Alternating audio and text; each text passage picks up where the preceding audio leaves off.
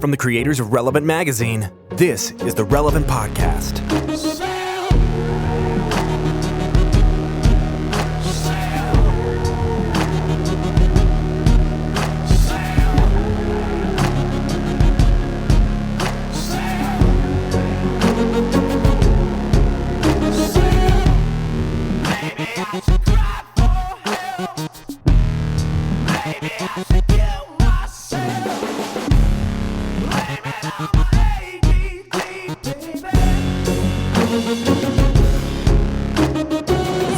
Friday, May 13th, 2016, and this is the Relevant Podcast. I'm your host, Cameron Strang, and this week's show is brought to you by my favorite shaving company, Harry's. For far too long, you've either paid too much for a comfortable shave or settled for a low price or low-quality razor or not shaved at all. Harry's offers you an alternative, something you've never had before, a great shave at a fair price. They make their own high-quality razors, they cut out the middleman, and they ship them directly to you for half the price of the leading brands.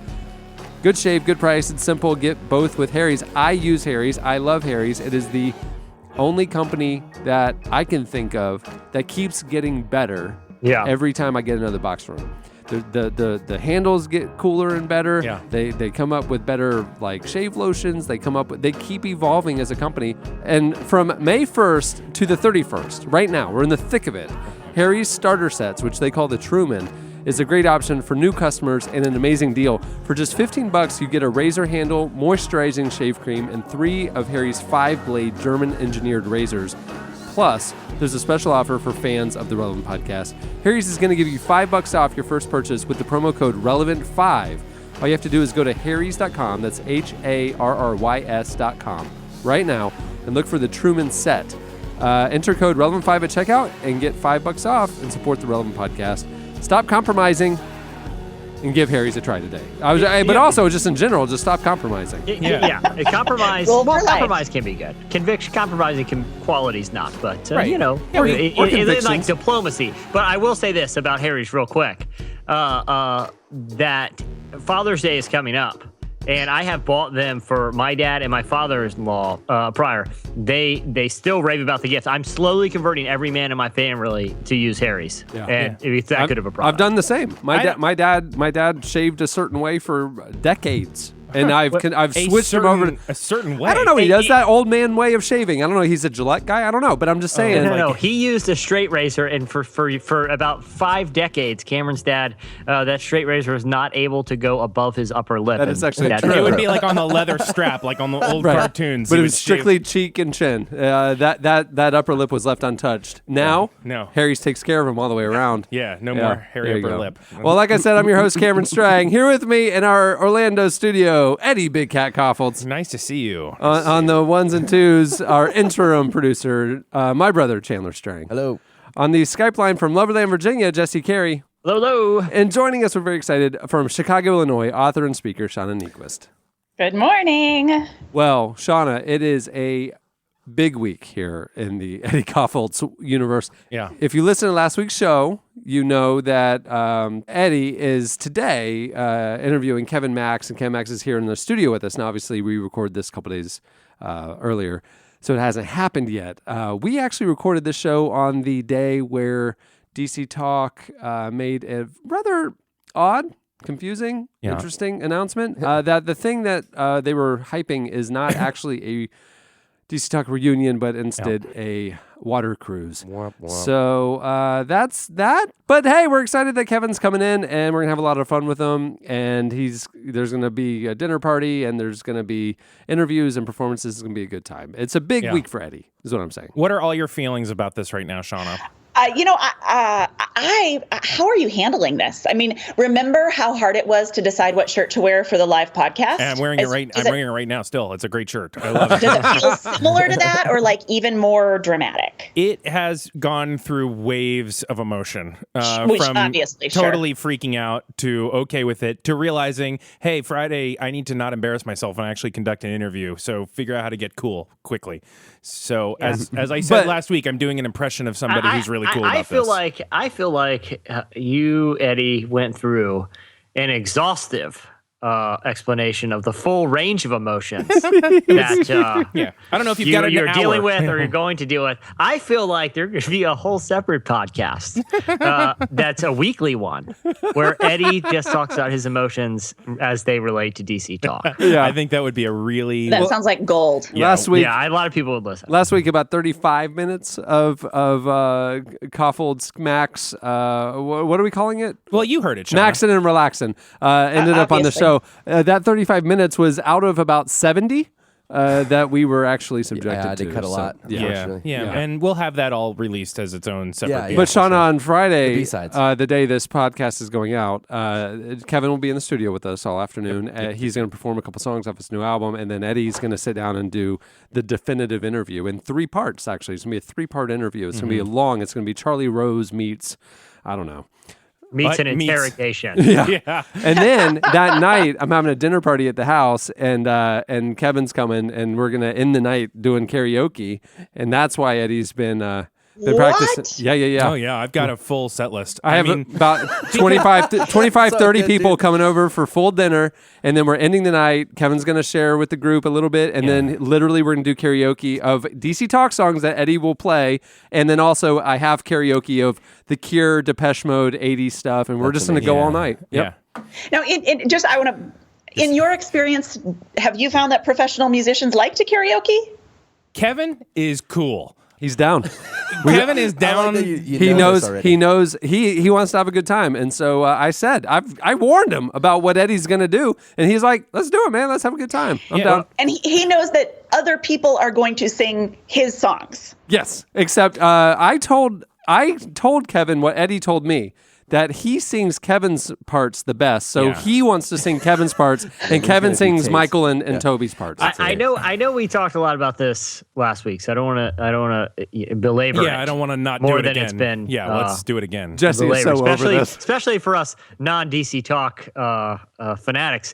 But when Eddie says karaoke, he's really talking about performing. Like Eddie's definition of karaoke is everyone sitting quietly while he plays DC Talk songs on his acoustic guitar, and everyone listens quietly, or they can just go home if they want. Yeah. I have a lot of follow-up questions, but I'm just going to wait for a full report afterward. So basically, the inspiration for it. Have you seen the Dick Van Dyke Show? You know, Rob and Laura would throw the dinner party, and then Alan Brady would come, and then there'd be like a little song and dance time in the living room I don't know afterwards. what any of those. I have no idea what you're talking about. I got to tell you, I am I usually the most irrelevant one in the room with like Cats updates and stuff. But Dick Van Dyke, I've never seen that show. have no idea what you're talking about. Cameron throws his hands up in the air. It's the best show of all time, the Dick Van Dyke Show. Are you kidding me? Are you 100? Exactly. Seinfeld and Dick Van Dyke Show are my 2 favorite shows of my entire life. Absolutely. Wow. Yes. Dick Van Dyke is brilliant. I mean, he trips over the ottoman every time, and it's hilarious. Not every time. Jesse, you've seen it? The Dick Van Dyke Show? Yeah. Dick Van Dyke is on a list of maybe 5 of the greatest American comedians of all time. He's a national treasure.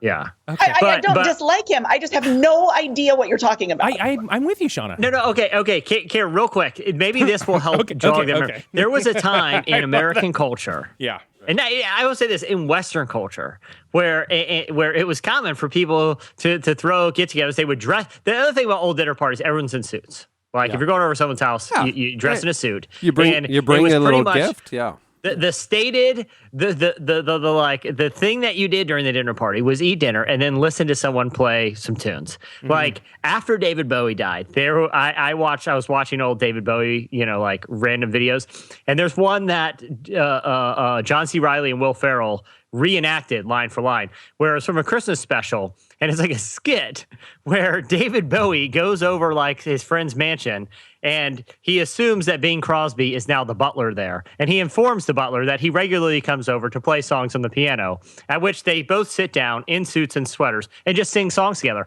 This is what people did. This is how they lived in the the old days. I mean, right. that's Cameron. Isn't that what you're saying with Dick Van Dyke? But- Culture used to revolve around these. Buddy types and of Sally activities.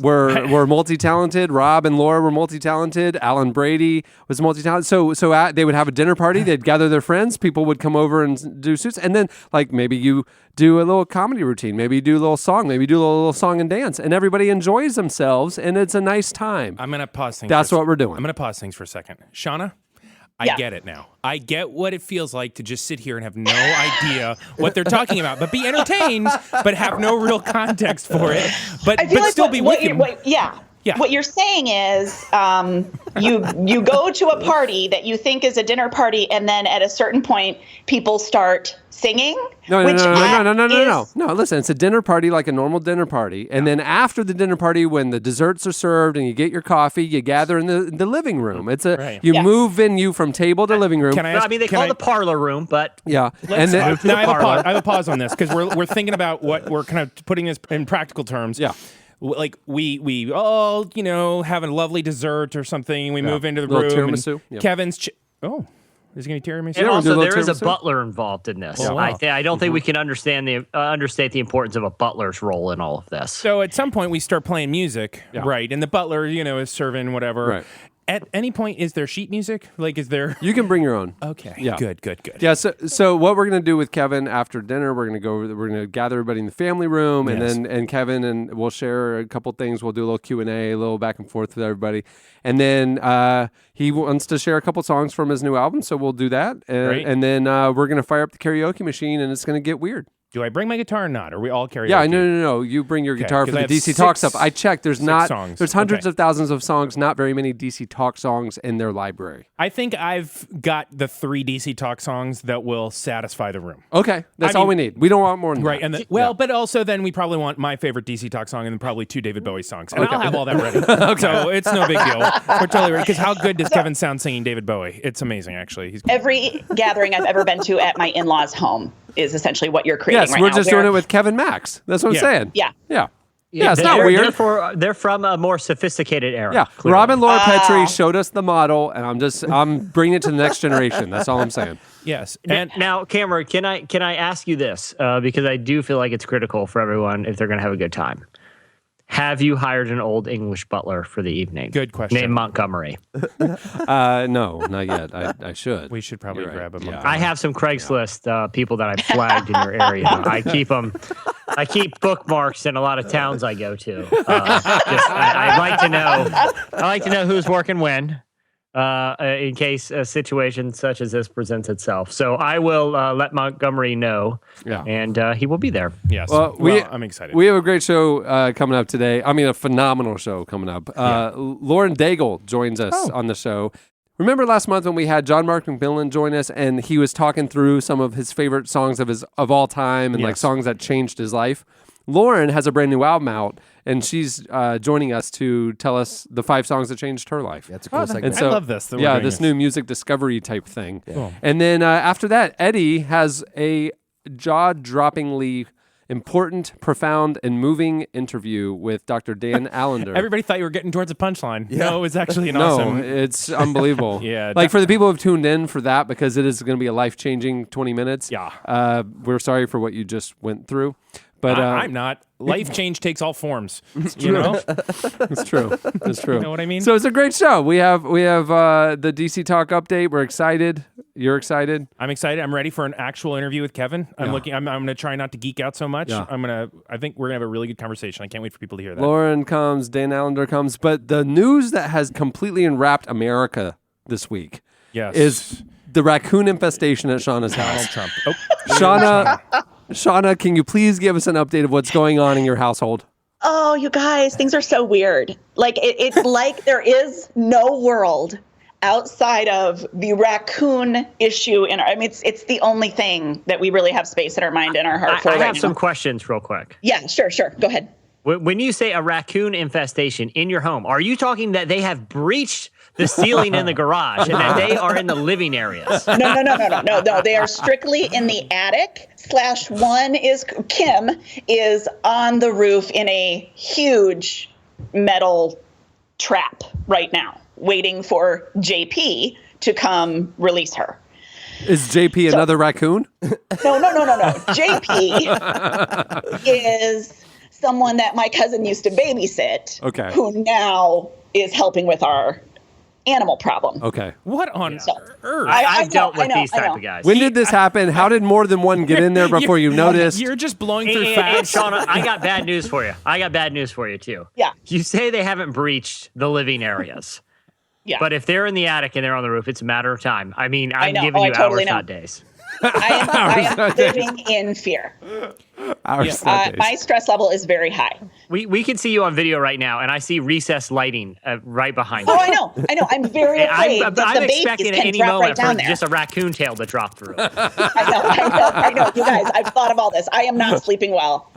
Now, why is it such a thing to get raccoons out? Because aren't they like fairly sizable and findable? Like, why can't people someone just go in the attic and just kill They're them? nasty. They're not kill them. You trap them and relocate them. No. Yeah. Okay. So what? The first thing that happened, maybe a week ago, is I heard the noises, and no one believed me. They thought I was exaggerating, and I said there is something in our attic, and they were like, "Oh, maybe it's a mouse," and I was like, "No, maybe it's a person. It is so loud. There is no way this is a mouse." Drifters have been known to take up residence in attics. I mean, Let me ask you it this. sounded way more like a person than it did like a mouse. Yeah. Okay, but before we move forward, have you recently hired an Old English butler? Because I have before, and it was a confusing situation. He was thinking it was more of an Alice on Brady Bunch type of thing, where he just moves in upstairs. They've never seen Brady Bunch. They've never heard of Brady Bunch. It was the same era as the Dick Van so Dyke they Show. have a Maybe live-in it maid, wasn't which is actually kind the of weird raccoon when I you was think hearing. about it. It was the English butler I had hired who inadvertently went up into our crawl space. Yeah. Pardon me, Lady Nyquist. Yeah. Someone, I got someone bad has news. What is that? inadvertently eaten your breakfast. That's the butler in the Haunted Mansion or the Tower of Terror. Yeah, he's not a vampire. He's all a butler. butler. And Shauna, I have bad news for you on that front too, because at this point, if he's been up there more than a week, he's going to invoke squatters' rights. And legally, yeah, you're not going to be able to he get lived out. there. Trust Yeah. me, I've run into this one too.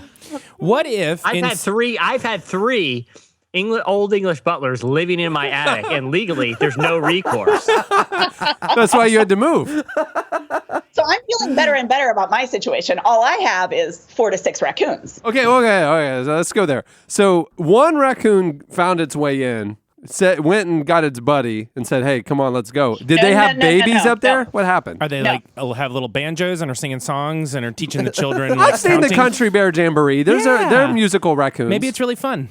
A pregnant lady raccoon. I feel like that's Is that Kim? redundant. That is messed pregnant up. raccoon. Chewed and clawed her way into our attic This is messed up. in order to have her babies in our attic. You have to move. That was the worst part. That was the worst thing you could have said. I don't know why, but that is so weird. Now, I will say this too. It's not that I know. I feel like there's two things most people know about raccoons. It's their mask eyes. You know, that's the one thing. Yeah. And two is they always return to the place of their birth, no matter what. They're like salmon. You guys, there are so many more aspects to this strange story that I have not yet shared with you. Now there's going to be 5 more raccoons in about 6 years going there to give birth to more raccoons. And it's just exponentially going to grow. It's nature 101. So Yeah. okay, They're like salmon. So the raccoon, the babies, the raccoon doula, all up there having a baby. Then what happens? So I hear the noises. Like the birth And- noises?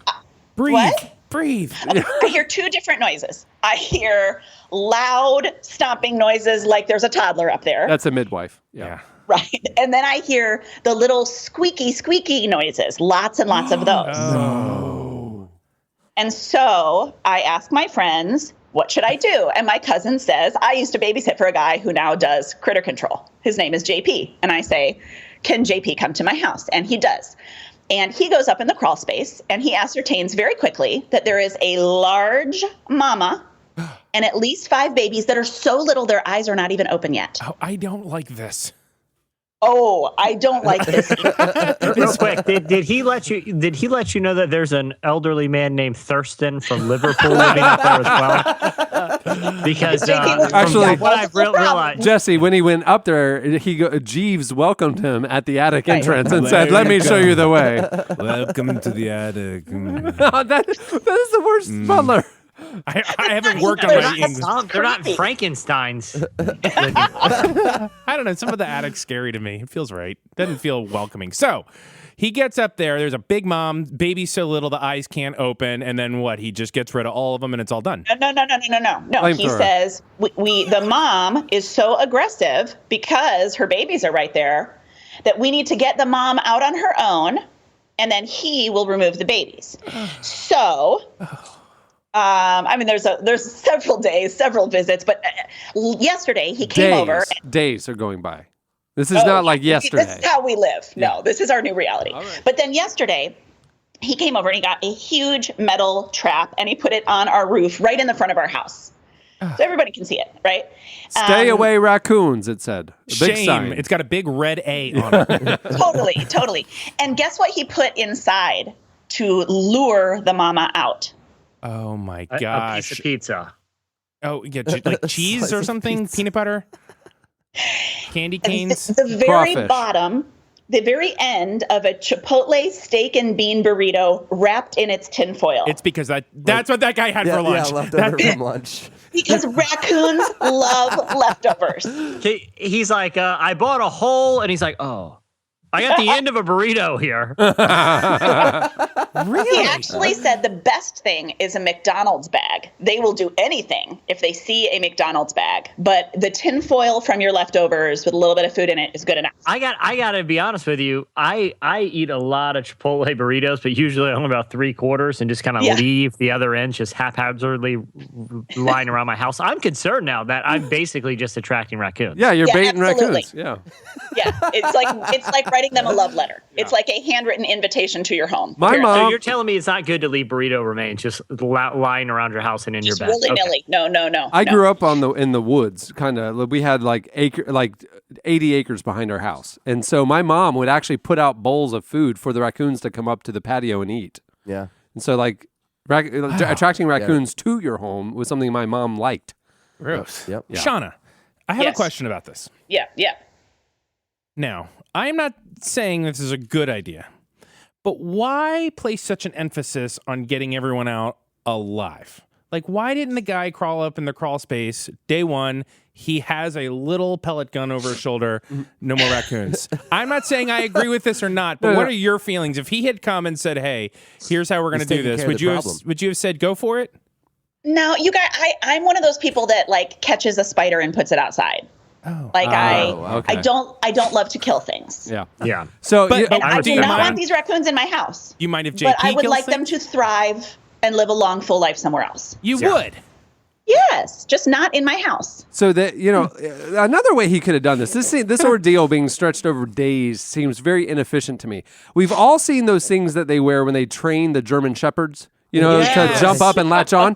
If that mama raccoon is hissing and so aggressive, that's a great put idea. that thing on, let her latch on, and she's coming out. with you. Yeah. You just walk her right out of the house. Yeah, I feel like he's over-engineering this a little bit, right? Just walk up there. He's passing the bill of all the burritos and stuff over to Shauna. Like, well, it's the cost of, Yeah, right. it's going to take a week.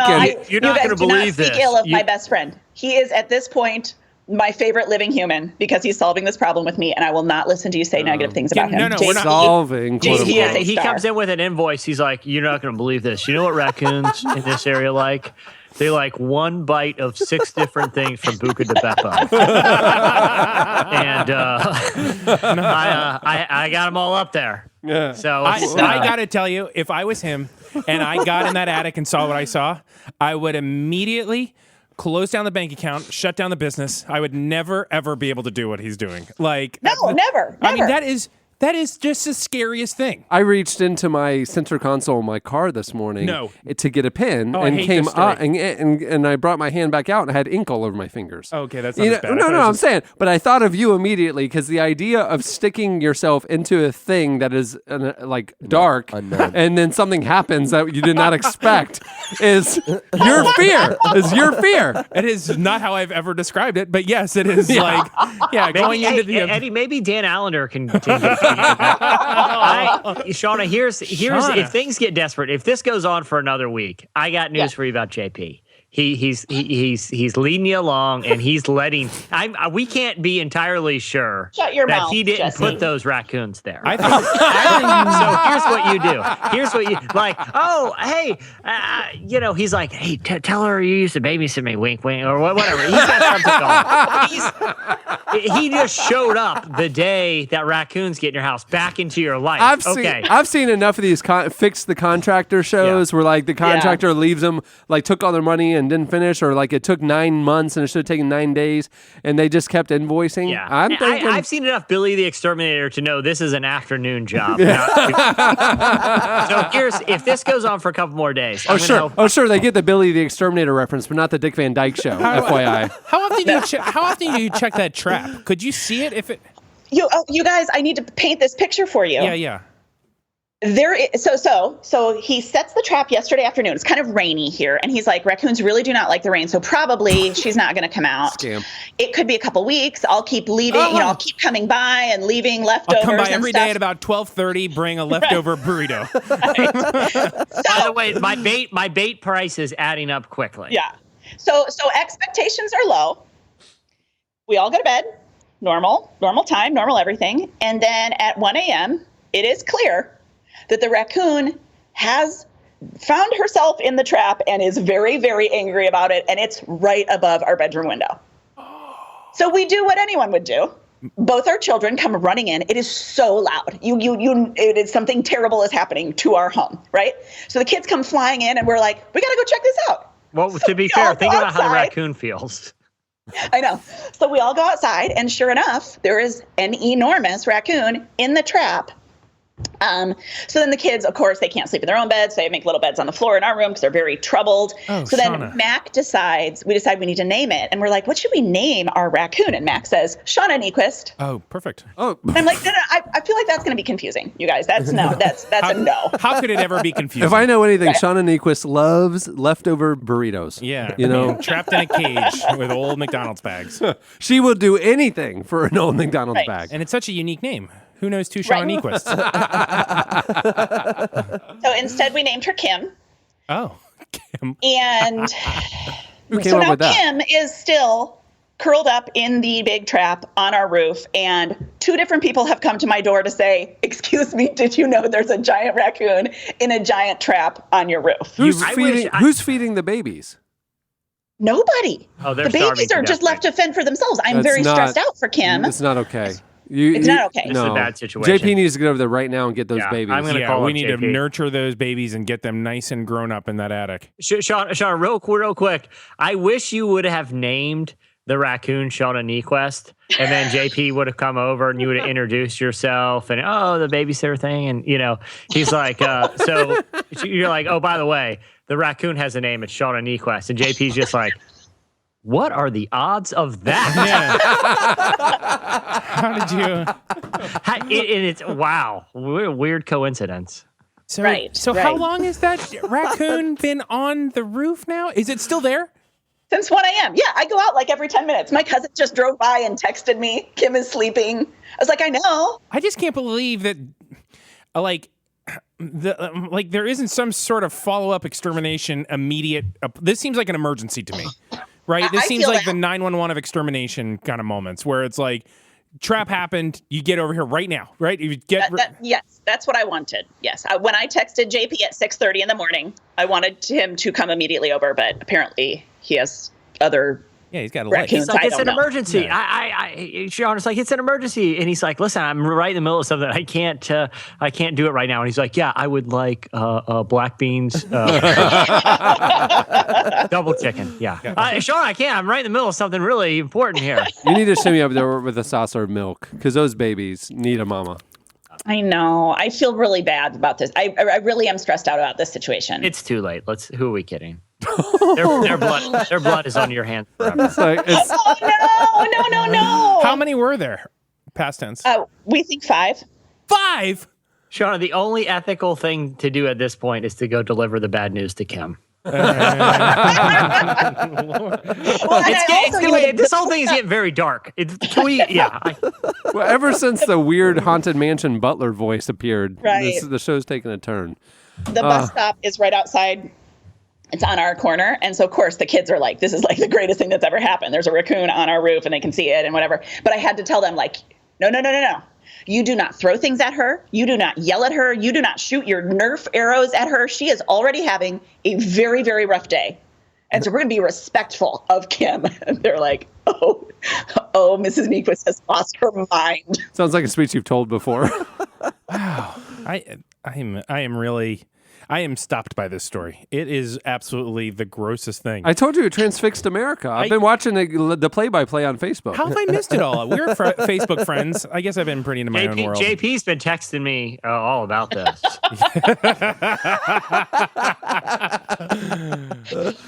He's like, you're not going to believe it, man. That raccoon's name is Shauna Nyquist, and he's at Shauna Nyquist South. I'm still wrapping my mind around this. Like, what are the chances? All right. Well, that'll be a great segue to our new segment of looking back at what happened this week in culture and entertainment. It's time for In Case You Missed It. In case you missed it, this week, Justin Bieber made the news. RelevantMagazine.com servers pretty much melted to the floor because of this news. Justin Bieber, over the weekend, posted a picture on Instagram of his latest tattoo. It's a raccoon. A cross on his face. Where on his face? That's my question. Right next to his eyeball. Cornea. Yeah, it's a small tattoo. There's a New York tattoo artist named John Boy who did it. This is what he said. He said, Justin came in last night, decided on a small cross near the corner of his eye. It represents his journey in finding purpose with God. That's what he says. But, I mean, this is just the next in line. I mean, like, Bieber's been increasingly open about his faith in recent months. On his tour that he's on right now, he brought his pastor, Judah Smith, on stage at one of the concerts to preach a mini sermon. He's been warning fans about making idols out of celebrity heroes. He said, when a human is being worshipped, this is dangerous. And then Complex Magazine, he told them that he wants his life to emulate Christ in a recent interview. So he's just like more and more like trying to be more I'll say this. If he's faith. tattooing a cross on his face, he may be more committed to his faith than any of us. I don't see any of us walking around with face ink. Let's say in theory I had a raccoon. Would I named it Shauna Nyquist? Yeah. Would that be offensive or would it be kind because you're one of my favorite authors? Is it a nice, I mean, is it a loving thing or are you terrified of it? Is it a bully? Like, what's the attributes of said raccoon? That's hard to know. I think just a healthy respect and fear of it, you know. Oh, yeah, then what an honor. Sure. Yeah, no problem. Cool. What an honor. Yeah. Anyway. I feel like there's two different issues with Justin Bieber, right? Like there's this kind of increasing connection to his faith, right? Yeah. But I'm kind of with Jesse. There's a lot of devotion one can express without getting any kind of tattoos on your face, right? Yeah. That's a line. For right me, there. I'm like concerned. Like it seems like more erratic. I don't know. It's but a friend and I were talking about the other day. How could you grow up as Justin Bieber and come out the other side? Well, is he normal? is he in the middle of the Lindsay Lohan years? You know what I mean? Where it's just like, everything's great, she's in the movie, then she kind of freaks out, and then all of a sudden she seems to be resurfacing and slightly healthy and married. Well, it's like the married. Britney Spears 2007 shaving off all your hair sort of thing. Like, is this the hair shaving or is this like coming out of the hair shaving? I don't know. This is right. Yeah, that's a good question. Only hindsight will tell us. Yeah. Or JP. Yeah, I'll ask him later. Yeah. His album is the hottest fire, though. Like every jam on there is killer. His album is as hot as fire. No, I said is the hottest fire, Eddie. The hottest fire. His album is just hot as fire. No, I'm Justin saying Bieber. You get the Cosby Show reference, but not the Dick Van Dyke Show? There would be no Cosby Show without the Dick Van Dyke Show. Oh, my gosh. Eddie, his album gets 100, 100, fire emoji, fire emoji, fire emoji. Have you heard it? It's really good, That man. 100 emoji is a thing, right? Oh, yeah. Everybody's using that for like what? Like the best? If it's the best, it's 100? 100%. Yeah. I haven't figured it out yet, so I haven't used it. But I'll do it. You get there. I'll find a reason. Do you know there is no raccoon emoji? How is that possible? How is that possible? I know. Just I really use a needed little it this devil week, one, and there because that's what isn't they one. are. Yeah, there's a house, and then there's like just five little skulls you could do. That's true. For all the lore. Biohazard. They are going to live a long, full life If they make it beyond out today, in the country, They- somewhere else. you better get up there with some sauce. Now that's a milk. question. That's a question for JP that I would really love to know the answer to. And this is an honest question. I've always wondered, where do they take those animals? They take him to a lovely dumpster in the country where they live and eat. That's serious. They love those things, guys. Dumpster. So, like, I want you to let your kids know. I know they got close to Kim and the kids. I want you to know they're in the most beautiful truck stop Arby's dumpster this side of the interstate. I mean, it is gorgeous. It's like the Pine Barrens episode of The Sopranos, where they just drive out into the wilderness to bury the guy. Yeah. That's what he's doing. Just going 2-3 hours, grabbing a steak. Yeah, leaving. Wow. Listen, there's an abandoned Quiznos that I have freed them, and it's great. There's some leftover salami from a few years ago. It's a lovely place. They're in a better place. In case you missed it, the new Radiohead album Moonshaped Pool had its surprise release over the weekend. Hot as fire, that one. 100 emoji. The hottest. It's their first album in 5 years, and the band also dropped a new single and video for the song Daydreaming. Here is a clip.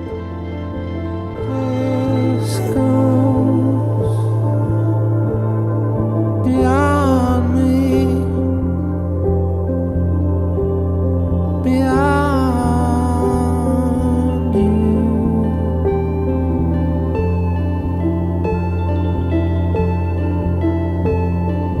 A white room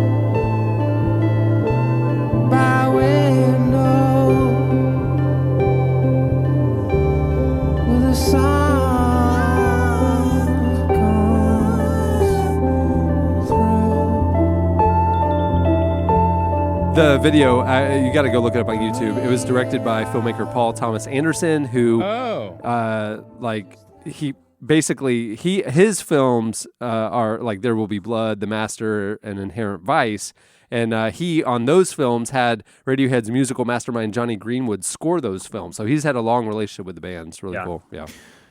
He's an incredible filmmaker, too. I mean, one of the greats of his generation. I would drink your milkshake. If you have a milkshake, it's a cool video, too.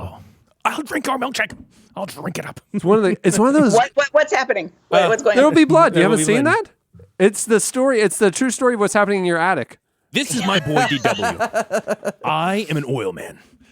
I have seen it. I have not seen it enough to like quote it just in the moment. No, that bowling alley scene at the end where it's like, it's one of the most in cinema. It's one of the best. It's one of the best scenes in film. Oh yeah. But when you realize that it's Johnny Green, like all those droning strings that are in that movie and also in The Master. Yeah. There's like all these sort of like disturbing violins and cellos playing. Yeah. That's Johnny Greenwood of Radiohead. Oh, no way. Yeah. That's crazy. Yeah. Man, when he's getting baptized, give me the blood, Eli. Give me the blood. I mean, that is terrifying. Yeah. Wow. I've seen that movie probably more than any other movie. What? What does that say about me? That is like my go-to. It's a great movie. Like when I'm like, man, I really want to watch a movie. I will movie. watch There Will Be Blood. You know I've what? probably seen it 10 times. I would say this. Weird, right? I never rewatch movies, Yeah. and that movie is one that I've probably put on half a dozen times. I know. I love that. Because and it holds up. Who are you people? Stylistically, it's timeless. Like it's not like because if you watch a movie from the 80s or 90s or 10 years ago, you can tell like they make movies different now. You know what I mean? Like not just the style of the people, the way you make a movie.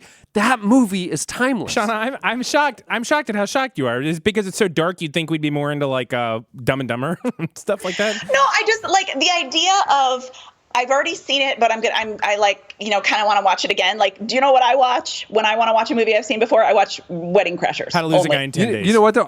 That's great too. Wedding or Step Brothers or something like that. Step Brothers is my second But most watched. Shauna, have you ever reread a book that you loved? Oh. I don't reread often, but there are a couple that I do. And have you ever gone to an art museum that to look at classics and masterpieces? Yes, Cameron, I have. I'm just saying, every I'm time I see that movie, I see something else. Yeah. You know, the father-son thing is one, or just the redemption or the decline. Depending on seasons of life I'm in, I pick up nuances I didn't know. Okay. It's interesting. Mark Maron did a long sit down with Paul Thomas Anderson last year that if you're interested in his films is super insightful just about everything that goes into him and why he chooses certain projects and the insane attention to detail he has for everything he does, which reiterates what Cameron was saying, that you notice little things. It's because Paul Thomas Anderson is, an auteur. What's the book you've read the most? Anybody that's listening? Have you read a book twice? I don't know. Other than the Bible, I honestly don't know that I have. Yeah.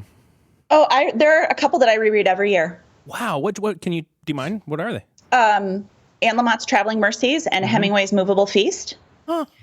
I try to read Chesterton's Orthodoxy every year. I've read that. That's the one I've read a couple times. Yeah. Really? And for a long time, I read the entire Little House on the Prairie series every year.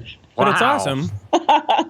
It's like my favorite. What about you? Mere Christianity a few times, and then Yep. Go Tell on the Mountain by James Baldwin. You know what I've read a couple times, Cameron? Maybe you've probably, I know you've released it at runs, but Chuck Klosterman's 4. Oh, because it's a collection of his early career magazine profiles primarily. Yeah. And just when you want to be re-inspired about creative approaches to profile writing, anyone who's interested in modern journalism, like new journalism, should read that book and then read it again. You always need to be learning and like at your craft, you know, like, and you need to position yourself in a way that you're always being pushed and inspired by things that are frankly better than you. Yeah. And reading Klosterman always does that for me. It's like just when you think you're figuring out how to do what you do, you read somebody who's so much better, you're just like, I got a lot of work to do. And it keeps you going, it keeps you growing, you know? So, I recently had the chance to talk to him, and, I won't give too much away because I want readers to, get the full experience. And I've read everything he's done, like I said, some of it multiple times. And his approach just to reading him and listening to him, because he's been, he's a fixture on a lot of, sort of high-minded culture podcasts, from Grantland to This American Life and, Mike William Black's new show. But anyway, he has taught me one thing that every time I've heard him or read him or getting the chance to talk to him, we talked for like an hour one day, is how to be super engaged in every element of the conversation. So like Eddie texting right now. What were you saying? No, but like the key to like getting and it sounds pretty intuitive, but I think a lot of people who've done the interviewing process, there's a lot on your mind about what you want to get to, but being so engaged in every question and digging deeper into not the response, but why they responded like that, and being just a thoughtful person and really locked into gaining deeper insight into a conversation than anyone else is like a really great key to writing. And he's the perfect example of that. There you go.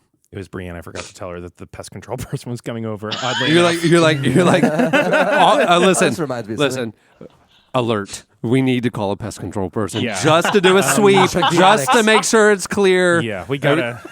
I honestly, My life is a cautionary tale. I You really should make a T-shirt that says that. I don't know how long you can let this go before maybe it's just realtor time.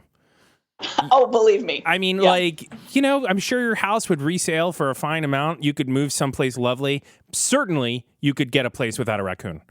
Well, I know Real Estate 101. It's take your asking price and dock 25% for raccoon infestation. And then when Since I the meet with the housing realtor bubble. about what we want in our new house, it's just like, all I want is no raccoons. That's it. I don't Do care. you think Christmas time you'll put like a little like a Santa hat on Kim so she could be like a lovely roof ornament, or do you think like you'll dress her up for the different holidays? Well, they'll make a coonskin cap for her out of the Yeah. little baby carcasses. Just a in the little attic. ironic. Yeah. The babies are going to be fine. Everybody's going to be fine. It's too late. Generally, how long do you think a baby that can't open its eyes could make it? Like, what's your? I'm asking As a mother, It's as a mom, just as an not even author. 12 hours. What do you think?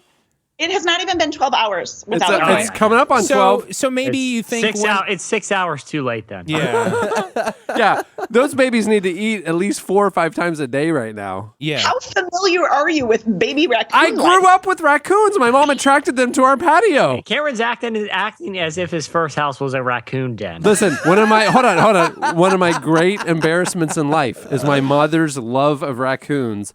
As a child, she wallpapered my childhood bedroom with raccoon wallpaper. Yeah. Like, Channing, do you remember this? no, he wasn't Oh, alive yeah, yet. yeah. It was a house we I had hear before about- he was born. I hear about it all the time, though.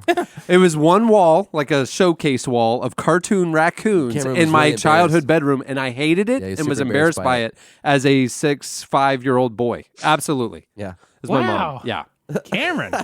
Me and raccoons go way back. Not a fan. And those babies are dead. That's all I'm saying. Not a fan Yeah, of the I'm saying trash panda. every year I reread JP's Guide to Crittergetting, and I'm telling you, you have a 6 to 10 hour window for a baby raccoon. At hour 12, Aaron needs to come home and play taps on the piano and move forward. You know what? we noticed when we first got on the line.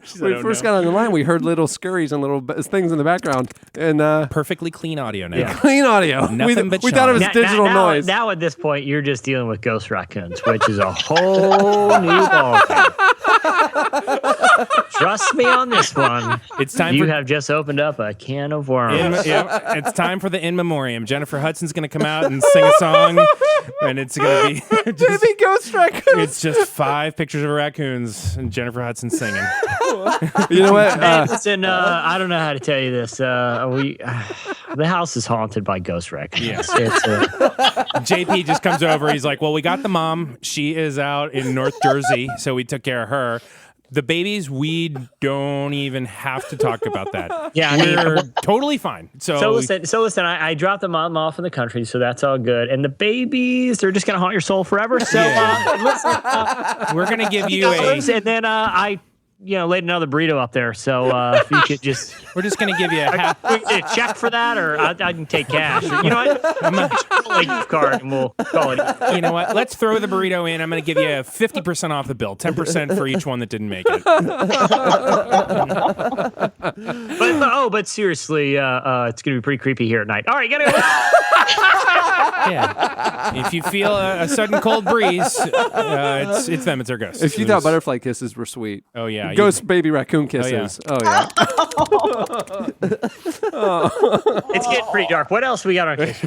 Oh my goodness, how do you move on? In case you missed it, Fox, this is crazy. This is as crazy as baby ghost raccoons. Yeah. Because if we know anything about raccoons, how they come back to their birthplace, their yeah. place of their birth throughout their life. even as ghosts. The thing about ghost raccoons, they never in the leave. They never leave. That's the thing. So the thing about the raccoon community that I do know and have witnessed with my own eyes is they're a vengeful bunch. Oh, yeah. And when word gets out about the murder of their next generation, the community raccoons will probably swarm and want to seek vengeance on your family. Yeah, certainly. Well, I feel like right now we're sort of in danger of being like, hey guys, we're running a sweet B&B. Come on in. No, that's a great point. Is the hole been patched that they got in? Because that's an important thing to know. Well, this is interesting. Okay. We thought, we had tried something before the traps called an eviction scent. We don't have to get into all that. It's essential oil. Yeah, it is a talk. Let's talk to them. They put some lavender and patchouli oil. So we replaced the part that they had chewed through. Yeah. But then she just chewed through it again. Well, I talked to JB, and he said that in the meantime he's plugged the hole with a extra steak burrito, so he should be all set for the moment. Why don't you replace it? It's really jammed up in there. You should replace it one more time, but just kind of lace that board with a little something. All right. In case you missed it, Fox is developing a talk show. This is for real. A talk show hosted by megachurch pastors called The Preachers. Oh, clever title. The new series is being executive produced by the co-creator of The View, Bill Getty, and a test run of the series will run on Fox-owned stations in New York and L.A. this summer. The Preachers features a roundtable of megachurch pastors, including Lakewood Church's John Gray, who's in the new issue of Relevant. Yeah. That's good. The House of Hope's Dr. E. Dewey Smith Jr., Godseekers Church's Oric Quick, and Empowerment Temple AME's Dr. Jamal Bryant. In a statement, Getty said, "After The View, I figured I'd never do another panel show, but these preachers knocked me off my feet. They're not just another set of talking heads yakking about the events of the day, like this podcast. They bring real-world experience as pastors and counselors. They have a unique spiritual take on things, and they're funny as beep. I mean, heck." That's what he said.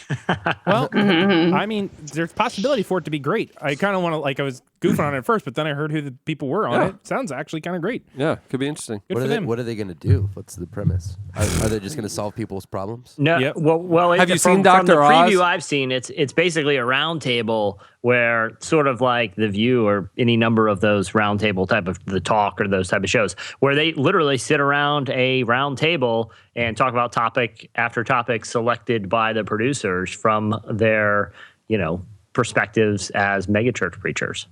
In case you missed it, it was announced this week that Jon Stewart is heading back to TV with new political content for HBO. Now, we don't know a lot of specifics, but HBO CEO said this week on CNN that he's hopeful that the new content from Jon Stewart will be on air before the election actually happens. So I would be curious if it's like Daily Show kind of content, right? I feel like you wouldn't go back to that. I think it would be a lot more pointed and a lot more...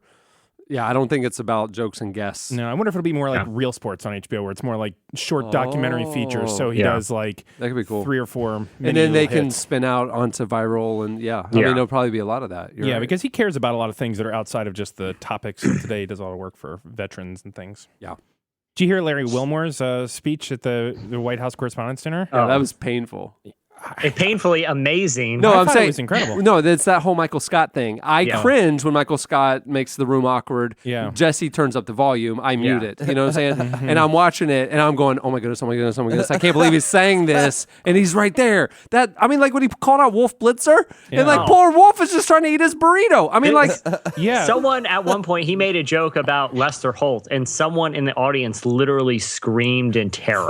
Like literally, like I watched it. I watched it last weekend because I thought Obama he's got great writers. His every joke he killed. It doesn't matter your political thoughts about him. His stand-up set was funny. Yeah. And he was followed by Larry Wilmore. And by all standards, Larry Wilmore bombed. Yeah. But I thought it was super funny and hilarious. And it was just like the crowd was, not ready to be roasted as hard as he roasted him. But I listened to a follow-up interview with Larry Wilmore on Fresh Air the next day, and he basically said that wasn't his intention. Like he knew he lost the room pretty like close in, and we're just like, I got no choice. This is the material. Right. We're doing this thing. Yeah, I mean, it's like the podcast. We know pretty early how it's going to go, and we just double down and ride that wave. Yeah, you know what? We've already lost them. So what the heck? Talk about the baby raccoons. Yes, talk about the raccoons. We'll get them back another day. We pulled out of the driveway and went directly into the ditch this week. We've been in there. We've just been spinning the tires, slinging ball all over the neighbor's house. That's the new slogan. You know slogan. what? We're not going to stop until we run out of gas. Yeah, no. Coming up later, Lauren Daigle and Dan Allender are going to come and push that car right out of that ditch, and we're going to get on our way. Almost as if we knew they were going to happen, so we could just be the other part of the pendulum. Because honestly, we are setting them up. We're setting them up. They're going to knock it out of the ballpark. That's the crazy thing. We have 2 phenomenal guests this week. Shauna, what is it on your cabinet behind you? I'm just kidding. No, you know what? That's not. You don't need to worry about it. That one's definitely a ghost. Yeah, so it's definitely. You can't shoo him away. It's so weird. In case you missed it, Chance the Rapper was on the Tonight Show this week. I like Chance a lot. I don't know if you know his music. He performs Hottest a lot. Fire, that guy. 100. The hottest fire. He's as hot as Dick Van Dyke was in his day. Chance the Rapper debuted a worshipful new song called Blessings when he was on the Tonight Show. It was great. It is good. Yeah, it's from his new mixtape called Chance 3, which comes out tomorrow, May 14th. Here's a clip of the performance. I know the difference between blessings and worldly possessions, like my ex-girl getting pregnant and her becoming my everything.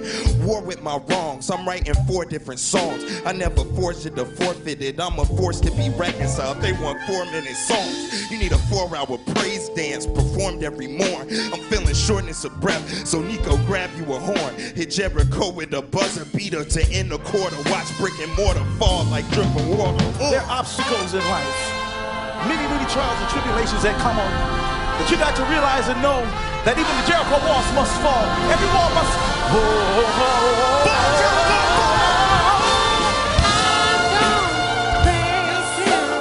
Praise him till I'm gone.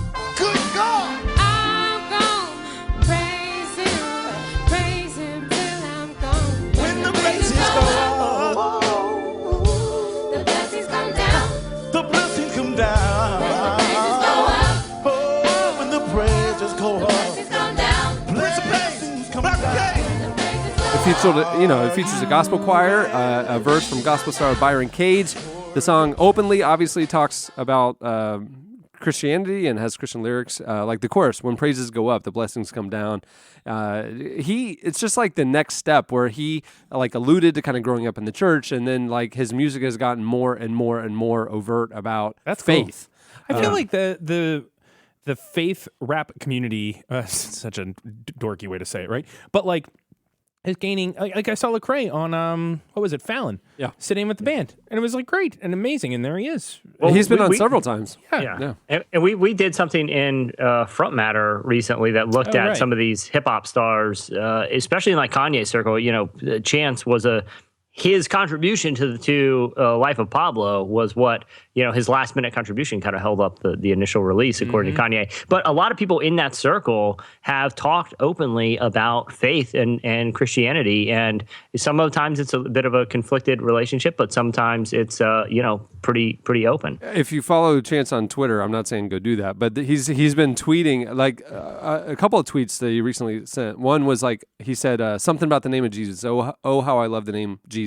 And that was the entire tweet. But one that caught my eye, he said, today's the last day of my old life. Last day smoking cigs. Headed to church for help. All things are possible through Christ who strengthens me. I mean, that's like a great example to set, to his fans and followers, which is really cool. He's also helped the hashtag Faith in Action initiative, which promotes nonviolence in his hometown of Chicago. So, that's good too. Yeah, really cool. Yeah, very cool guy. Chance the Rapper. And Jesse, what's happened this week on RelevantMagazine.com? Yeah, so in addition to blowing up because of a small write-up about Bieber's face tattoo, there's a lot of other interesting content going on. Bieber's face tattoo was like the number 1 or 2 trending topic on Facebook, and when you clicked it, there was our article. Yeah. So like our site really blew up because of Bieber's face tattoo. It was hilarious. Yeah, actually, it's now the Relevant Justin Bieber podcast, so we're really happy that you're here. Cameron, when you get your journalism degree. And you think about the way you're going to impact, because we were right below like Time Magazine with that story, and I was thinking, how could I have any idea that part of my impression on the world through journalism will be front and center on the Justin Bieber face tattoo conversation? Help to contribute to that. So there was more stuff going on the site this week, as Cameron said. There was one of the pieces that I think this is interesting in a lot of different directions. Woody Allen was in the news for the last week or so because of a long interview he did with the Hollywood Reporter, and everything he does is controversial. He has, in addition to being a prolific filmmaker, he has a lot of very controversial and disturbing things in his personal life. But what we did was we actually looked back at a really interesting moment in pop culture history that's pretty much been lost to culture. Happened in 1969 in our piece, remembering the time Woody Allen debated Billy Graham about God and sex. Yeah. And so back in 1969, Woody Allen had a one-night TV special that had comedy, it had music, it had stand-up, it had sketch bits, but it's basically like a dinner party at my house. Yeah, exactly. Right. If you're familiar with the Dick Van Dyke model of dinner parties, it's almost exactly like that. But right in the middle of this all, he sat down for 10 minutes with Billy Graham to talk about sex and God and issues in pop culture from 2 completely different perspectives. Why not? It is a fascinating, forgotten moment in pop culture. We actually have the interview that you can go check out and read more about the context of this conversation on the site. It was a really fun thing to kind of research and put together. So you can check it out now on relevantmagazine.com. There you go. Well, that'll do for In case you missed it. Okay, it's time for entertainment releases. Albums coming out on May 20th. Now, albums are tough. I've noticed the music industry has changed, right? Yeah. Because Radiohead came out of nowhere, Beyonce came out of nowhere, Drake came out of nowhere. So these entertainment releases these are the ones that are known about. Well, even these Chance, are not even Chance the Rapper, he announced the album on the Tonight Show less than a week before it comes out. Yeah, so it's like, this is the stuff that is planned. These people are planners. Which I respect in their own right. Sure. I like. Car Seat Headrest is coming out with Teens of Denial. This is a great album. It's really cool. It is an incredible album. And we got to talk to him at South by Southwest, and he has some interesting things to say about faith as well. So Car Seat look Headrest? out for that. Car Seat Headrest. Bob Dylan is coming out with Fallen Angels. Never heard of him. Ariana Grande is coming out with Dangerous Woman. And Eric Clapton is coming out with I Still Do because it's a reply album to somebody saying, "You make music?" I still do. It's just him. It's a spoken word album. He goes, "Yeah, still do." and then the guy from I Will Drink Your Milkshake writes the score for the rest of it. Yeah. Flame and Mike Reel are coming out with Revival EP as well. Another album that came out, Christian hip hop group Social Misfits came out with an EP, and it was phenomenal. It's phenomenal. Secret music is the way to do it. Secret music. Secret honestly is the trend right now. It's very frustrating when you're trying to tell people about good music to come out. Or plan a magazine. We had a meeting today about names to pursue, and it's or anyone else who surprises the world by releasing an album that they didn't announce. Right, like Weezer. You love Weezer. Oh, man, I subscribe to a Vinyl Me Please, a subscription record service. Yeah. And every month you get a new album. You don't know what it is. Yeah. It's exclusive pressings and usually really interesting stuff, but it's curated. I opened the box 2 days ago. It was a Weezer album. Which one? Pinkerton. Pinkerton is a classic album. Why did I even? It's like a reissue, and I literally left it in the wrapper, so when I see you next time, I can give it to you. I would actually love that because that is one of my favorite albums of all time, and their new album isn't that bad either. Zane Lowe was playing it. I mean, it's got a couple of really good songs on it. All right, Weezer. Those guys are friends of ours. I think I told you that before. The Vinyl Me Please guys. Yeah. Oh, that's cool. I thought you were talking about Weezer, and I was like, thinking, no way, you're friends with Weezer? Cool. I'm not friends with Weezer. Sorry. Do you tell them what kind of music you like, or do they just curate? No, that one you just curate. I have another vinyl service called The Edit, and you sign up for it, and every day they will text you an album. They'll send you a text around 5 o'clock every day, and you can hit like, dislike, or yes, and it'll say, "Here's the album," and it'll say the price. And then you just say yes, and it's shipped to you. And it's usually stuff that they're finding, used or whatever. It's limited stuff, and neat. And it'll be $12.99. Hit yes if you want it. And then if you don't no, I don't like that kind of music, you say dislike, and then it kind of curates what they send to you. That's cool. Cool. The Angry Birds movie is coming out on May 20th. I'll be there. Yeah, of course you will. The cast is great, thow. So will Shauna. Yeah, it is. Yeah, it's Peter Dinklage, Jason Sudeikis, Bill Hader, Kate McKinnon, Keegan Michael Kay. That's great, actually. Yeah. But why are they so angry? We find out. Yeah, those pigs are invading the island. Well, they took up residence in one of them, the attics, and you can't get rid of them. Stop. Yeah, that's it. You just have to lob them at the structure until it collapses. I think that's why you get rid of raccoons and pigs. Yeah. You know how to keep them out. If anything, if I know my game right, is just border the walls of your attic with ice. It's really hard to break through that. You have a special. I'll keep that in mind. Thank you. That'd be easy in Chicago. Also coming out May 20th, Neighbors 2, Sorority Rising. Yeah. That's the Seth Rogen, Zac Efron, Selena Gomez movie. I like scoff at it, but it'll be super funny. The Nice Guys is coming out. Ryan Gosling, Russell Crowe, Kim Basinger. Now this is the one to me that is falling into your theory of over marketing. They have been going nuts. I mean, they presented at the Oscars, didn't they? Together. I'm like, okay, I get it. And Russell Crowe hosted SNL a month ago. A month and a half ago. Yeah. The NBA playoffs is all about this. Yeah, we get it. It's going to be terrible. Yeah. Also coming out a documentary called Wiener about disgraced New York Congressman Anthony Weiner. I just listened to a show about that podcast. It's supposed to be incredible. Yeah, I've heard it's great. There you go. Well, that'll do it for entertainment releases. In case you missed it and your raccoon update, stay tuned. Up next, Slices. Don't let me down. I think I'm losing my mind now. It's in my head, darling. I hope that you'll be here when I need you the most. So don't let me down. Don't let me down. Don't let me down. Don't let me down. Don't let me down.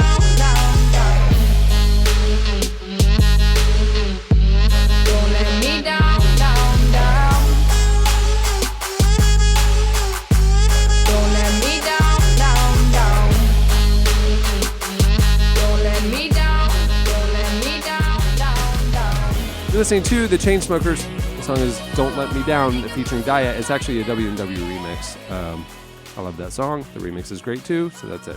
That's awesome. I'm so glad. At the beginning of the podcast, you were listening to AWOL Nation. with their debut here on the podcast, with their song Sail. Very apropos.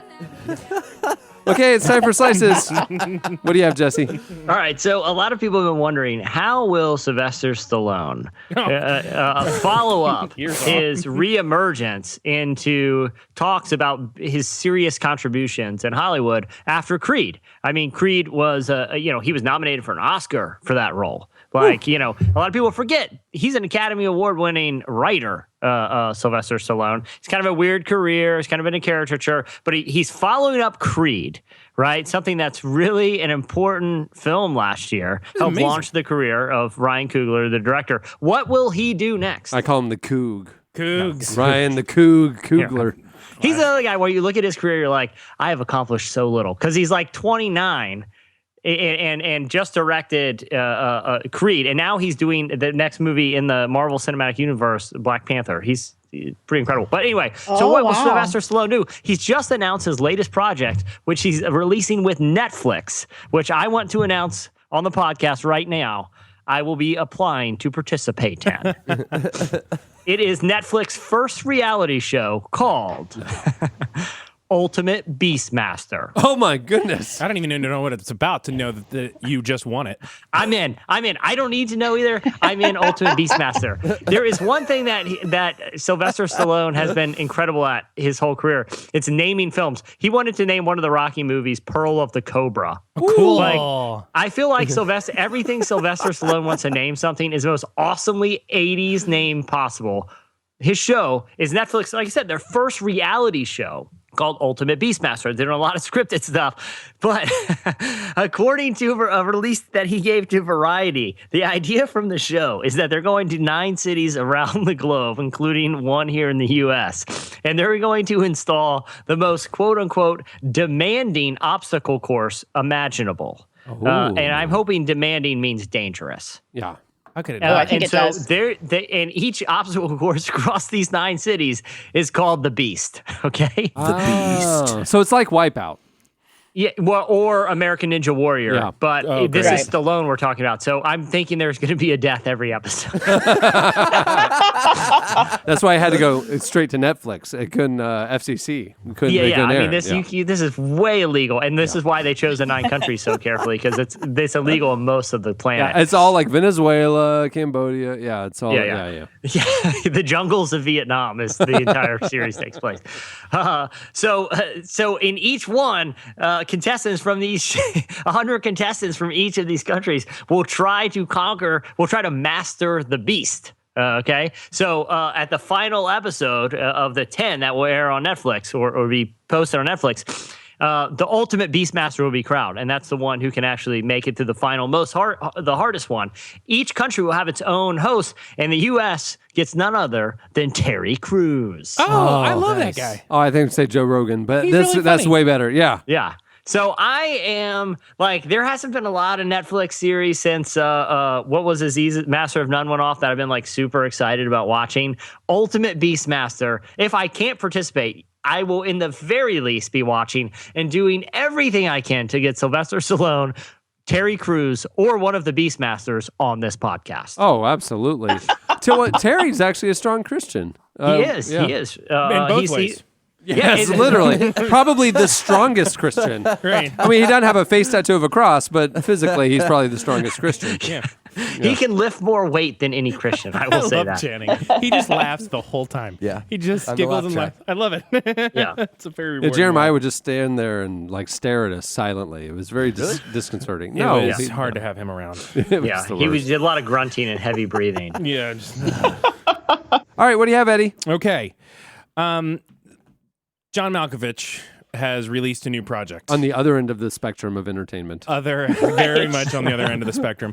But I want to start because Though I could see John Malkovich being in The Expendables as like a villain. That would not be outside the realm of. That's true. No, totally. No, it would totally be.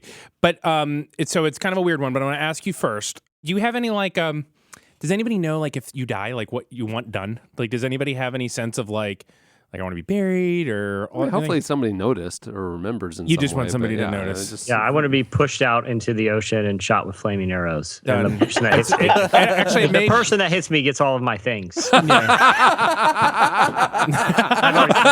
I've already planned out. My will says Viking funeral, winner take all. It's called, and you get the title of Ultimate Viking funeral, winner take all. I had a lawyer. I spent a lot of money for a lawyer to draft that up to make sure it's legal now. It's binding. And they open up a box of all your stuff, and it's just like a slinky, and there's like teeth that chatter that are around the table, and like a copy of Relevant, and that's all you had. And the pirated copy of a burrito, and a pirated copy of the Beastmaster. Beastmaster. So a final copy of Pinkerton. It's really great. Just give it a listen. It's unopened. A lot of bands say this is an influential album. It's an unopened copy with Cameron's address on the front of it. It's really meaningful. Well, John Malkovich has done something not surprisingly somewhat strange. He and a director who I had never heard before, but he is the director that did such classics as like Spy Kid 3D or something like that. Yeah. So he and that director teamed Robert up. Rodriguez, right? How on earth? Hold on. You're right. How did you know that? You really have a problem, Jesse. That was like unbelievable that you knew that. Well, I only know that because, you've read for this a lot of reasons, but no, I didn't read this. I know the slice, but I know that fact for other reasons that would take too long to get into, though. What? We'll talk about it another time. We are in a the career of raccoon Robert hole, Rodriguez is very interesting, like Paul Thomas Anderson, if you guys want to talk about it sometime. But. All right. Can you give us anything that's interesting about him? I'm into it now. Yeah, I mean, he is, it was interesting that he did those films, and they were actually like favored pretty well with critics, but he's looked at as a guy that is more like in the Tarantino ilk. Really? And he did Spy Kids 3D? Yeah, and like I said, those movies were viewed pretty favorably with, in terms of critics. Oh, interesting. So, the Sky Kids movie with Jessica Alba and Joel McHale, those? I think they might have been in the third one. I don't think they were in the first. Wow. I'd have to look back. But he did a couple of the Grindhouse movies with Tarantino back in the day. Goodness. Rodriguez, yeah. Man, you are just endlessly impressive, Jesse, the stuff that you know. Anyhow, it's really true. So this guy, who Jesse knows, and John Malkovich have teamed up with a company that makes cognac called Louis the 13th. I guess it's a very, very expensive cognac, like thousands of dollars a bottle. Oh, wow. And it takes 100 years to make this cognac. That's why apparently it's so expensive. So they've teamed up and they made a movie, an entire full budgeted movie that no one will see for 100 years.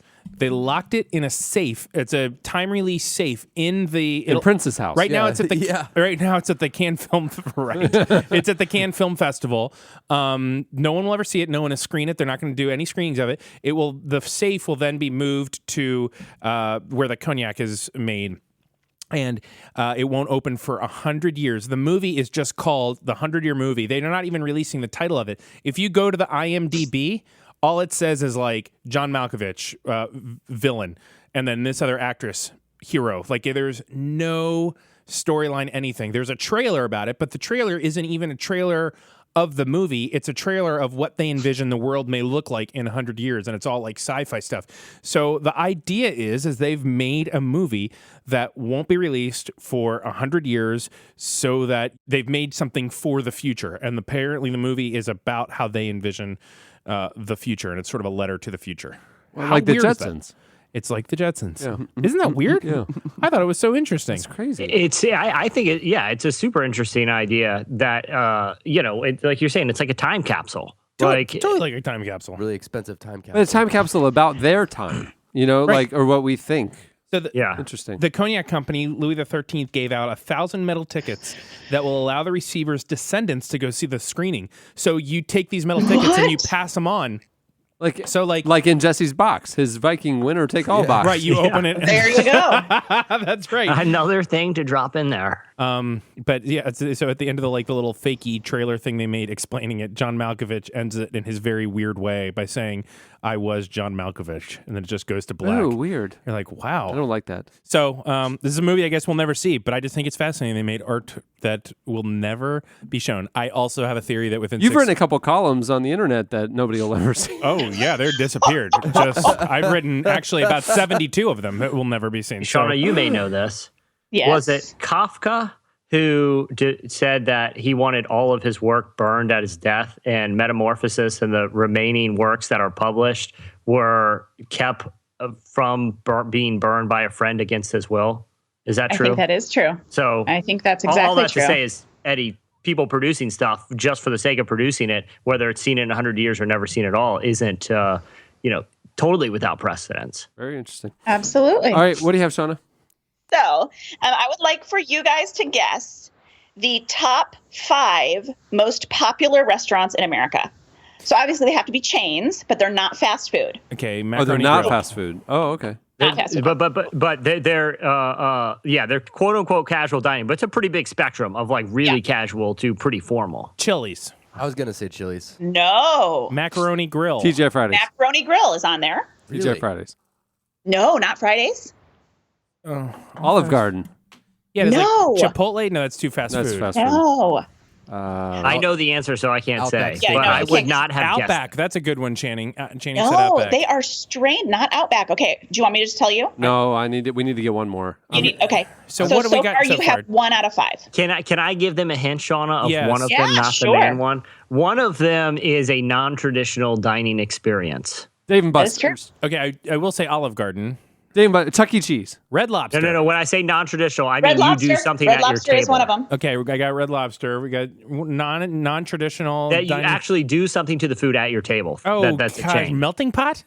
Yes. Oh, I hate that place. Really? What? Oh, who likes to cook their own food? I've never been there. I do. Okay, It's well, pretty fun. Yeah. There's 2 missing, and one of them is the number 1. You're missing the number 1. All right, number 1, let me give you another hint. Number 1 has a dessert in the title of the Cheesecake Factory. Yes. Oh. Yeah, I can see that. Okay, so the number 1 is Cheesecake Factory. The other 4 in the top 5 are Melting Pot, Red Lobster, and Macaroni Grill, and Bonefish Grill, Oh, yeah, which sure. I feel like. Bonefish. I mean, I That's know they're sort of out of popular, but nowhere. I can't believe it's top 5. Yeah, that's Yeah, crazy. well, they measured on a bunch of different categories. like a It's like little how much niche. people like them. Yeah. That's interesting. Okay, but so then the interesting thing about Cheesecake Factory No steakhouses. is I just can't believe Chili's isn't on that. Yeah, I agree with you. I Channing. would No, have but thought think about it, Chili's, like- Olive Chili's. Garden, Fridays, I don't know. No Olive Garden, no Lone Star, no Longhorn Steakhouse. The odd thing Chili's, that I'm looking at the list right now, is 35. America not Oh, wow. picking a steakhouse.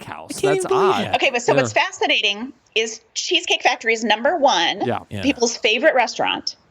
It's also the only restaurant that has not 1 but 2 meals in the top 9 most unhealthy restaurant meals you can ever have. Oh, I yeah. think we have our connection. Yeah. Oh, yes. What I love about this, especially, there are a couple really key quotes. So they ask some nutritionists about these 9 worst restaurant meals.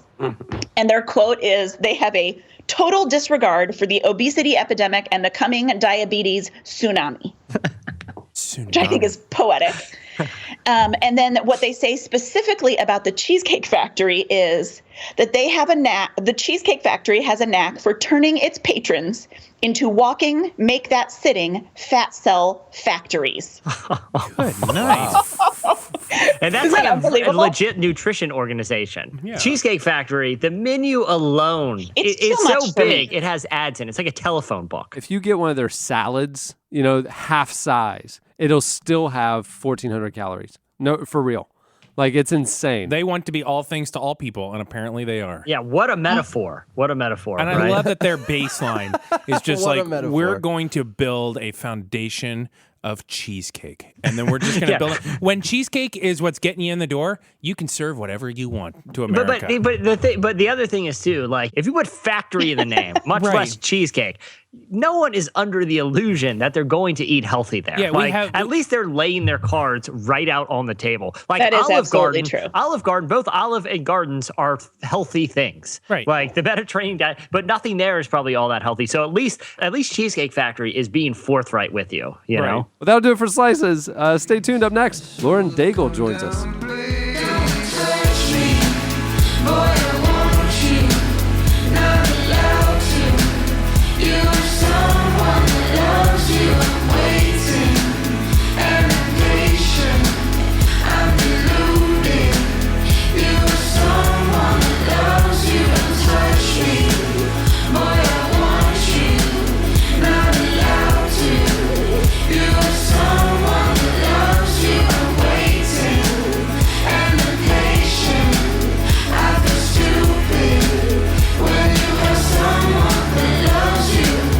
This episode of the Relevant Podcast is brought to you by EWCon, a conference by Essential Worship featuring Erwin Raphael McManus, Vertical Church Band, Levi Lusko, Amanda Cook, Jason Ingram, Mosaic MSC, and many more. Ministry is hard. We can become stagnant and forget to dream, but God doesn't want us to live there. We believe that God is calling us to greater things for ourselves, our churches, and the people we serve. EWCon is where worship leaders, pastors, and creatives make space to be inspired and refreshed. We want to join in the song that heaven has been singing for eternity, where struggle finds rest, sorrow finds joy, where reality finds inspiration. Our desire is to look back on our stories and see a journey that doesn't make sense apart from God. Register by May 31st to save $100 on registration. For more details, check out conference.essentialworship.com. You're listening to Han and Izzy Aizu. The song is Someone That Loves You. Great song. Lauren Daigle is a singer, songwriter, and worship leader. Her most recent release is called How Can It Be, and it just came out. We recently spoke with Lauren about the stories behind 5 songs that changed her life. Here is Lauren Daigle.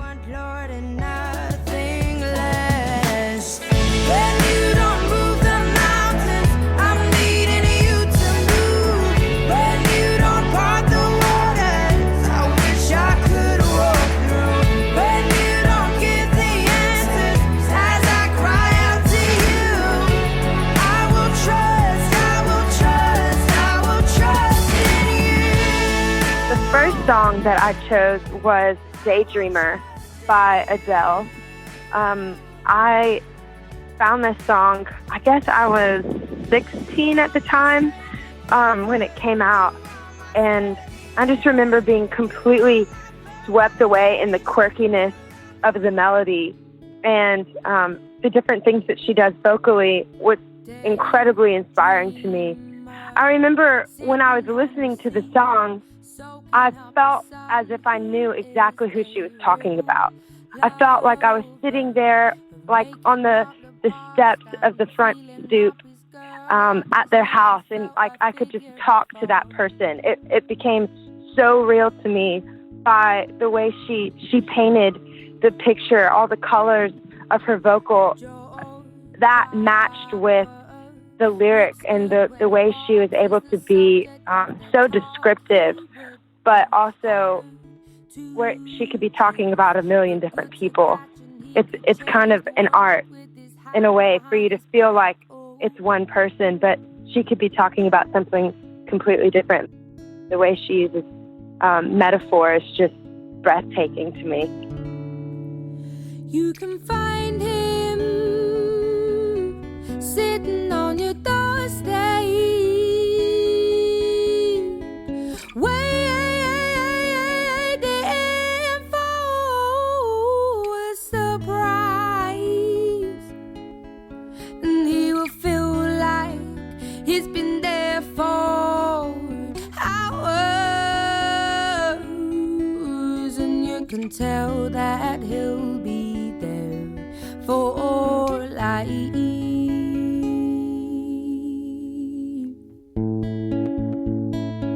My second song was, well, it's hard to choose from the list, but I love John Mayer Trio and his rendition of Good Love Is on the Way. was one of my absolute favorites. It was Pino Palladino on the bass and Steve Jordan on the drums. And it was, I grew up in South Louisiana, and we love to dance to Cajun and Zydeco music. You kind of grow up doing that from a young age, and then you hop on over to New Orleans, and there's a lot of jazz and soul music there. And I just remember feeling the pocket of the groove of that song it just made me want to explode on the inside. I remember just thinking, oh my gosh, what is this that I'm feeling? And then combining that with the lyric, it kind of makes you feel like the world is one big happy family and that there's hope for what's to come. I loved that groove, and how sparse things were in the track. I mean, it's just those three, and they make it feel so incredibly rich.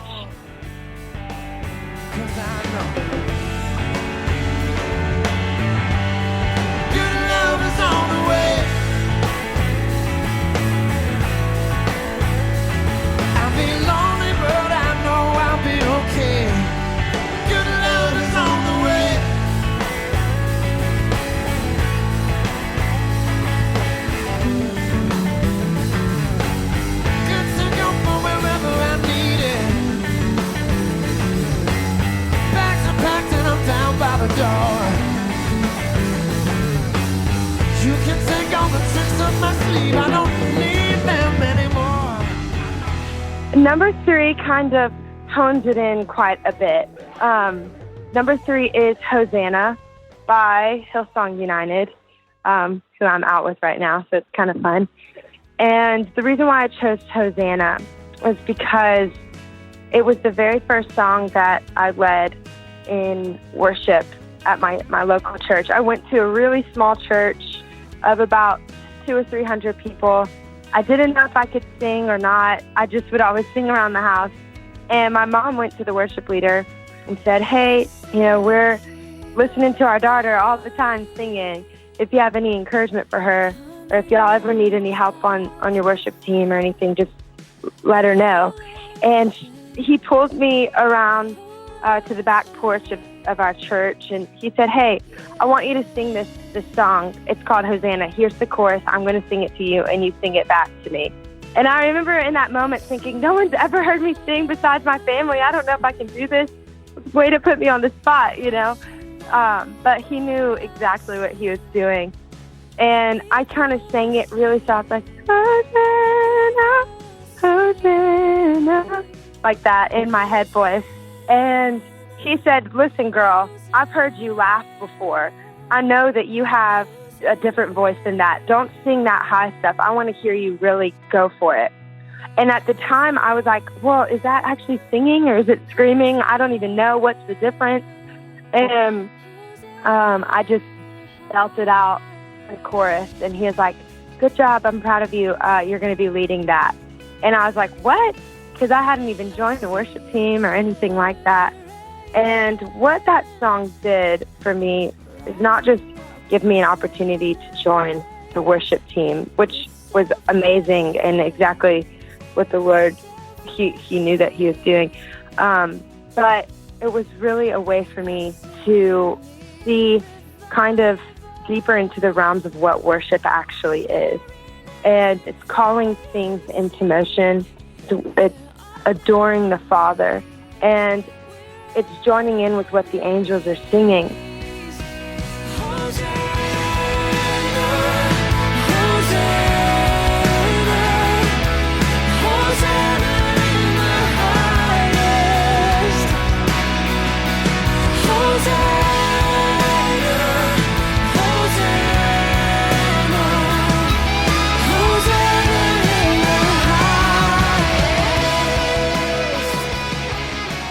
The next one, while we're on the lines of worship, is My Soul Longs for You by Jesus Culture. I remember listening to this song. I was in college, so fast forward a few years from the Hosanna days, but I was in college at LSU, and I met a new group of friends who were zealous for the Lord. They were the ones that were super passionate. And one of my friends gave me a CD, the Jesus Culture Come Away album. And it was the first time that I had ever heard spontaneous worship before. So I was completely taken away. And when I heard My Soul Longs for You, it's a duet.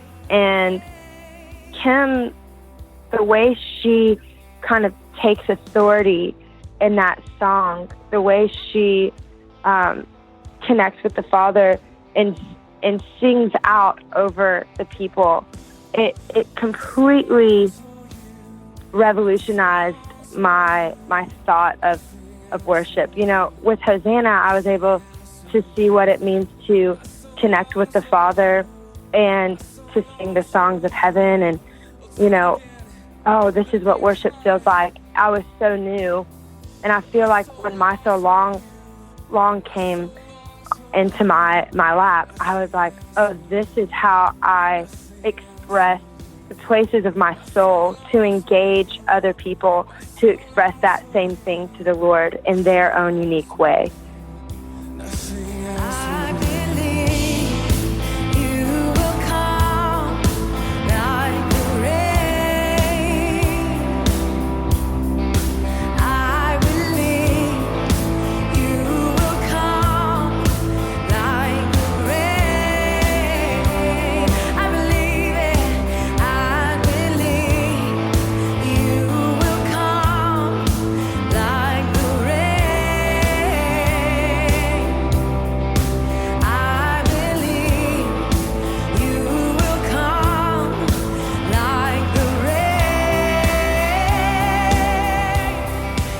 My final selection is, this is going way, way back, but I heard this song again about 2 years ago, and it just reminded me so much of my childhood. But like when I was little, I remember thinking, wow, that's a beautiful melody.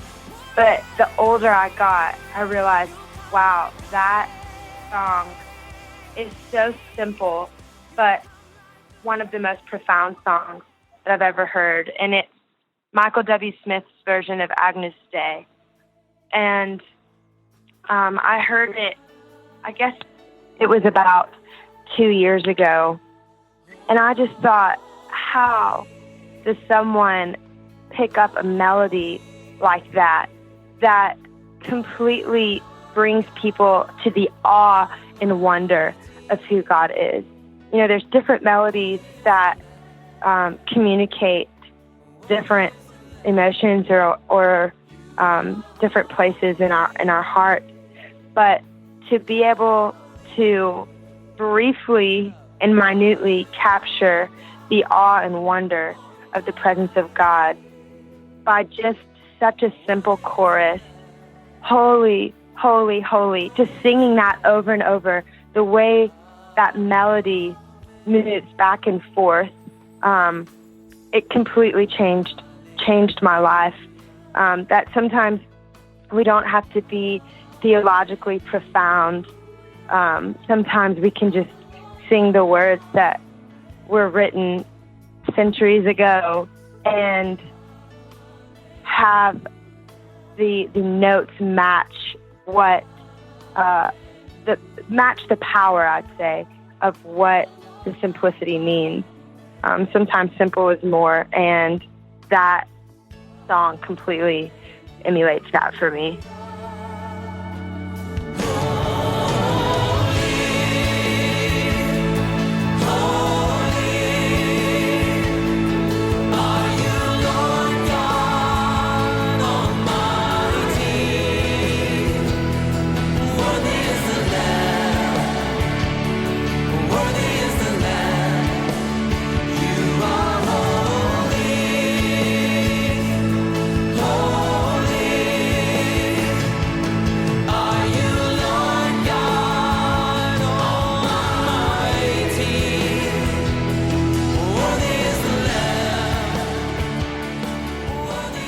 That was Lauren Daigle. Make sure to check out her new album, How Can It Be? It's out now.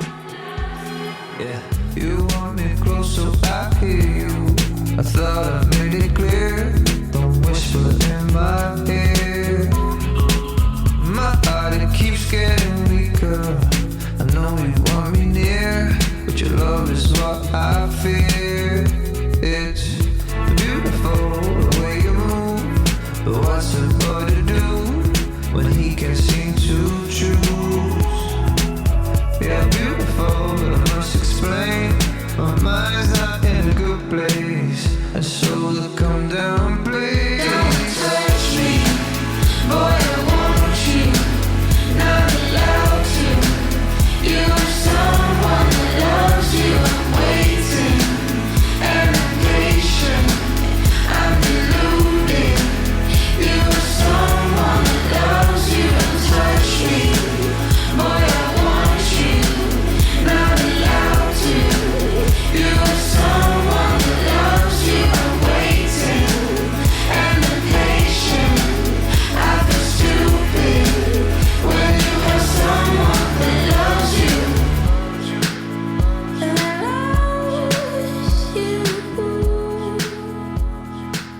You're listening to Kins. The song is Fist. Dr. Dan Allender is a professor and former president of the Seattle School of Theology and Psychology. Dan's the author of 15 books, including The Wounded Heart. That's helped hundreds of thousands of people come to terms with abuse in their past. Now, 25 years later, Allender has written a brand new volume on the subject. Our very own Eddie Koffoltz recently spoke to Dan and had a very honest conversation about abuse, faith, and healing. Here is Dr. Dan Allender. My first question is a little on the nose, and I hate asking this of authors because it feels like such a throwaway question. But due to the nature and the importance of this book, I wanted you to explain what this volume is about. Eddie, the book is intended to take folks who have acknowledged that there is sexual harm in their life and to enter into the question of what does redemption, what does real, profound transformation look like. 25 years ago, I wrote a book called The Wounded Heart, and the publisher at that point said that they probably assumed there would be no more than about 3,000 books sold.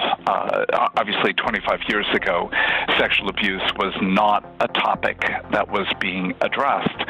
And I say as an author, I'm thrilled, but as a human being, heartbroken that the book sold over 500,000 copies. The reality at that time was a high level of denial, simply the unbelief that abuse could occur as often as it does. But over the last 25 years, we have seen so much more clarity about the role of evil in the role or in the context of abuse, but we've also understood so much more about the body and the brain as it is affected by trauma and stress. So one of the things I wanted to do was not just do an update on The Wounded Heart, but actually engage the new material that I've learned over the last 25 years. And so it really is a retrospective, while at the same time a kind of standalone book that invites people into a deeper understanding of the effects of abuse on the human heart.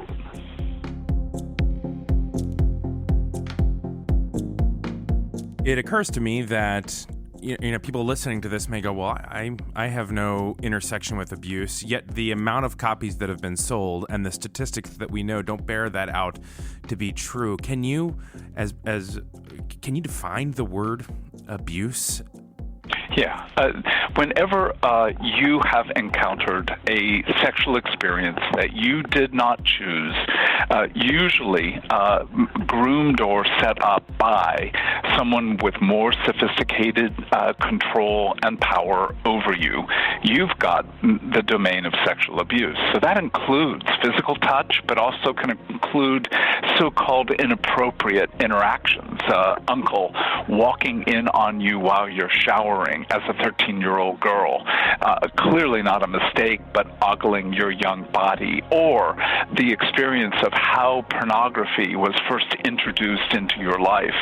Those situations where we often just view as that's weird or that's normal, it's indeed where evil is working to create a context of feeling betrayed, feeling powerless, and mostly feeling a sense of arousal, and yet hating what you're experiencing. When all those factors are there, we can step back and say the intent of evil is to ruin innocence and to ruin the capacity of pleasure through shame, particularly through sexual shame.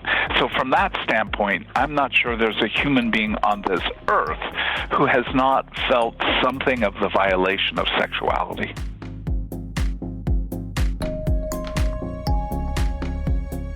You speak regularly and often in all different rooms. You're walking into churches, you're walking into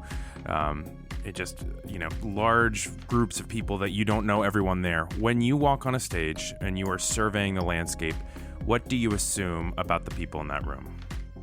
Well, what research tells us for sure is that over 52% of the women in the room have a history of some level of sexual violation, either the kind of abuse that clearly is against the law, or the kind of abuse that I just put words to, and that is a violation visually, verbally, emotionally, where there is sexual violation. What we found in a recent research study was that 89% of high school girls, seniors, have experienced at least one level of sexual harassment. That is not just sexual bullying, but actual violation verbally and otherwise.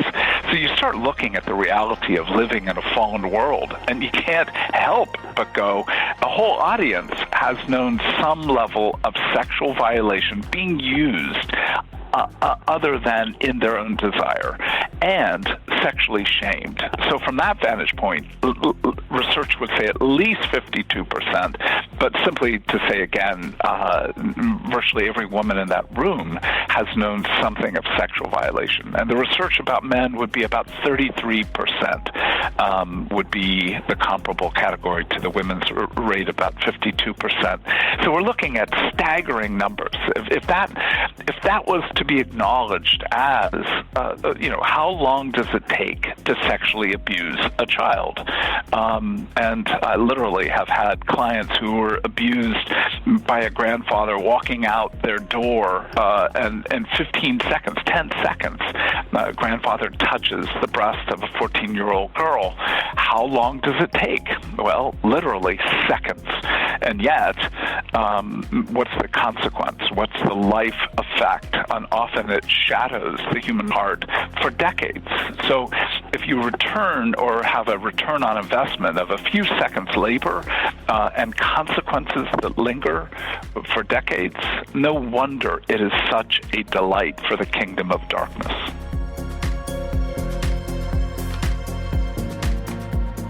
I'm aware that we have a large listening audience, and people may have never, they were just tuning into a podcast today, and they're in the gym right now, and they're listening to this, and their hearts are racing, and something is being awakened in them that has been dormant for a long time, or maybe hasn't, but they've never had a name for.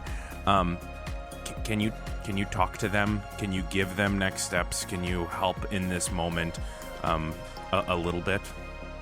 Well, Eddie, what we've seen over the 25 years is that people of what we'll call the boomer generation tended at least to have a high level of denial with regard to the effects of abuse or the reality of abuse.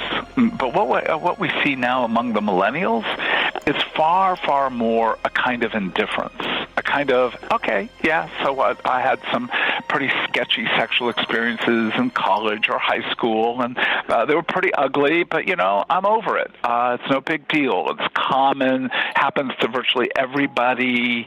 Why make a big deal about something that's just sort of kind of like food poisoning?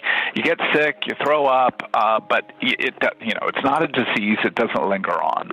Well, it's just sort of what we have come to understand with regard to trauma. And no, it stays in the body. It particularly stays within our limbic system, our brain. And so to pretend that it doesn't have an effect on your life, that it's not affecting your spirituality, your relationships, your own self-identity, your ability to enjoy your body. So you may be in the gym, literally working out, and somewhat obsessed about losing weight, getting stronger, and at least some of those who are listening have an intensity about their diet or about food or about working out that comes from a lot of body shame. And it's not that you're overweight, it's not that your body is unattractive, but the ambivalence, the shame and ambivalence we feel about our body as a result of past sexual trauma leaves us with this certain level of loathing, hatred, or if you can put it a little bit more acceptable terms, a kind of contempt we feel. So when you begin to address this, it gets worse, unquestionably. If you've been spending decades avoiding this, it will have an effect that creates a degree of nausea or despair. And yet, what we know about redemption is you cannot change what you don't name. And simply naming it, even in a broad category like, he did weird stuff to me, or, he shouldn't have done this, it was inappropriate. It's a euphemism attempting to step away from not just naming sexual abuse, but entering the story. And again, other research that we have is just entering the story is not enough. It's entering the story with a level of kindness and care for the younger parts of who you are that's required for the grace of God to indeed begin to permeate those parts that are so full of shame. When people start to acknowledge this woundedness and begin to walk through this process, I assume your recommendation would be with a therapist, someone trained in this area. Is that accurate?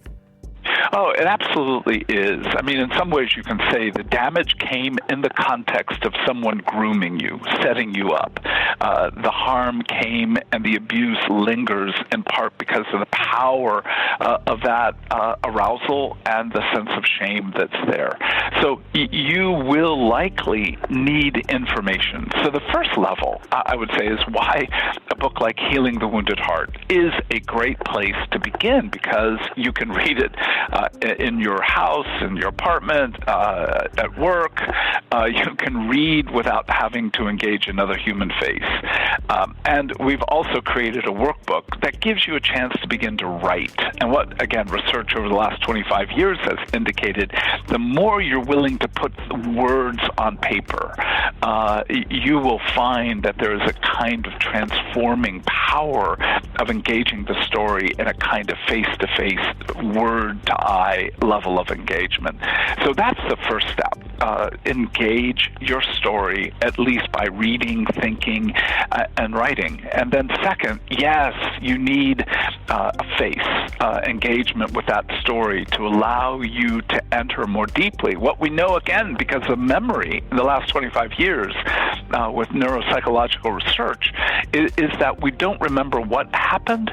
We remember what story we allow ourselves to tell. Now, again, the base story is there in our memory, but what we actually say we remember is pretty much what story we've allowed ourselves to tell with regard to that. So that's why stories of abuse require reiteration, a retelling with a consistent face that knows how to walk with you through those stories to be able to begin to unearth the power of shame. And when that begins to occur, oh my goodness, there are all sorts of relational, spiritual, physical changes that will need to be monitored and engaged for that person to continue to grow.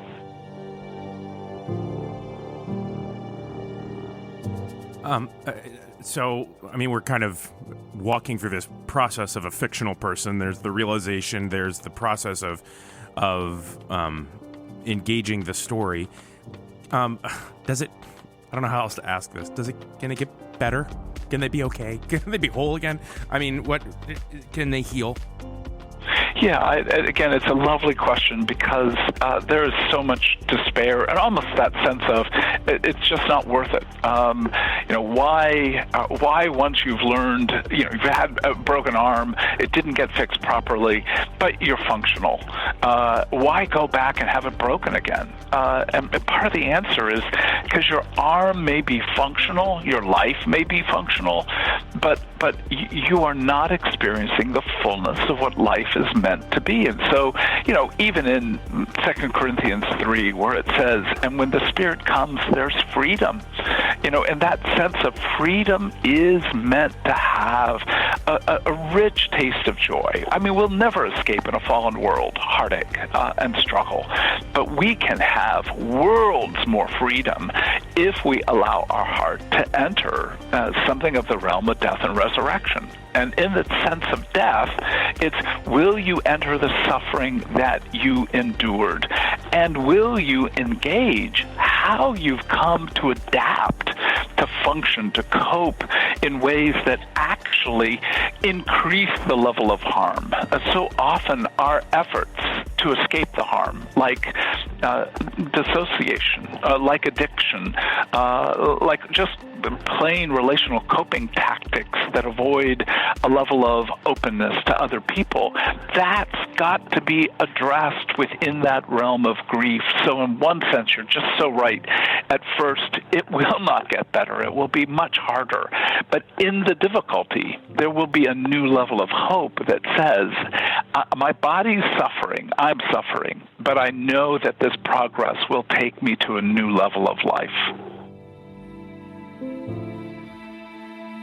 As people are discovering this and as they are walking through this process, I keep saying walking through this process. There's got to be a better way to say it. But as for lack of a better term, as they are walking through this process, I imagine one of the questions that must surface as they are thinking back to the moment or moments or seasons, maybe even of abuse, is where was God in this? I am sure you have been asked this question. I'm sure you have tried to answer it. I would love to hear what you say. Well, part of the difficulty is, yes, he was there. It isn't that God has lost his omnipresence as a result of abuse. And so it becomes even more confusing, and that is, if you were with me, you did nothing to stop the abuse. You did nothing ultimately to soothe my heart in the abuse.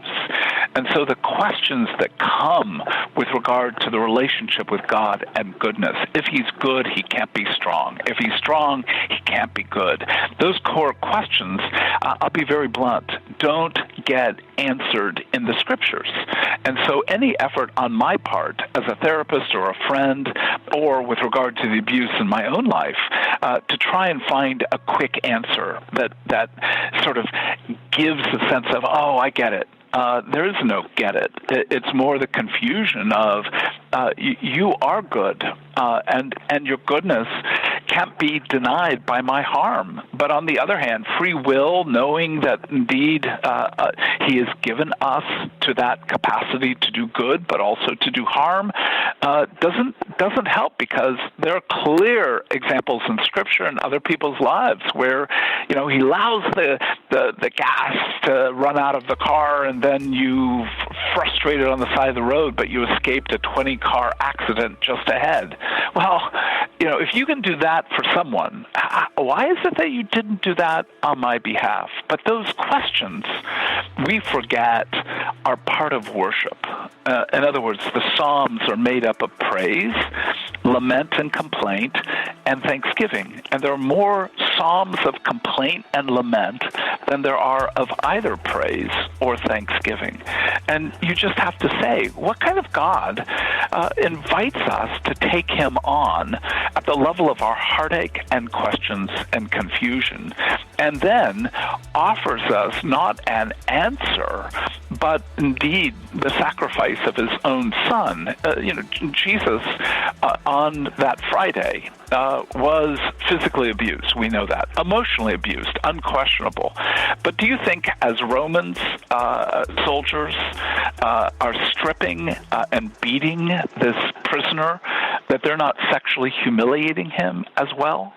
So indeed, Jesus has endured all that we have endured and is faithful to have covered the reality of our own sin. So as we engage him, he doesn't answer as much as he gives us the person of Jesus to engage. And as we do, now, again, I can't explain it. I don't have a way of saying psychologically or even spiritually how it occurs, but our hearts come to be able to say, you meant it for evil, but God meant it for good. And that paradox of being able to know what was done to me is evil, and yet somehow in that evil, there is a redemptive process that has taken me from death to life.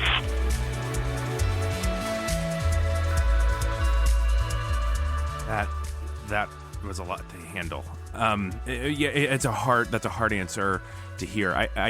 I agree with you, but it's still, I think the part where it's like almost the permission to wrestle and fight with God on this, because part of it just seems like that was such a tidy, thoughtful, well-researched answer, but also part of it is like, no, it's not okay. That was not okay that you were present in a room where something like that was happening and didn't just send down lightning bolts. It's hard to reconcile. Exactly. It's really hard to reconcile that, and maybe that's the tension we're supposed to live in. I'm aware when I'm talking to you because I've been a pastor at a church where we have brought you to speak, and you were kind enough to come and share with our congregation for a few days. But I'm aware that we did it because we needed you to have the conversation. We're like, we don't know how to broach these topics. Bring Dan in. He's an expert. He's free in 6 months. Dan does this. Yet you can't be at all places at all times, and there aren't a lot of you out there that are speaking such truth in such difficult situations. I guess the question that I'm trying to get to is, how are we doing generally as a Western church in engaging abuse, which everybody in our congregation has had some intersection with, and how can we be doing better? I guess that's loaded, as if I'm saying we're not doing well, but how can we be doing better? Well, I don't think we're doing well, but I know this isn't a word, and Trump makes up words, so let me do so as well. We're doing weller than we did, and if you think about the '80s when I wrote The Wounded Heart, literally, they were talking about, I don't think this book will be allowed into a Christian bookstore. We're thinking about literally putting it in a paper bag so that nobody sees that it's on sexual abuse. The level of paranoia and fear about addressing the topic 25 years ago was incredible. And now, not so much due to the church, but frankly, way more due to Oprah and many others who have spoken about their own abuse, celebrities, sports people, people next door. It's a more common topic. You're not as shocked that someone was sexually abused. So we're in a far more open culture, but again, the byproduct of that is we're more, as I said earlier, in a more indifferent kind of like, heard that before, somebody else was abused. And I think as a consequence, we don't take seriously the question of what does it actually mean to live in a fallen world. So there'd be many people listening to this who have not been sexually traumatized in a capital A sexual abuse. But as I said earlier, everybody has known some level of sexual harm. So for us to begin to talk about sexuality is one of the reasons Tremper Longman and I, my co-author on a book called God Loves Sex, began with that book rather than starting with this book because we wanted to talk about sexuality as a broader topic, and no book is better in the Bible than the Song of Songs to address sexuality. So this conversation about sex, about brokenness, is not common, But I'm grateful to say that at least it's more common than it was. And so to bring it into a Bible study, to bring it into talking about prayer, to talk about living with trauma as part of living in a fallen world, may it become a more generalized topic where we don't have to be ashamed to name that we're broken and that we struggle. And the more we can do that, frankly, the more we'll make progress in understanding how the gospel really intersects the deepest levels of our heartache.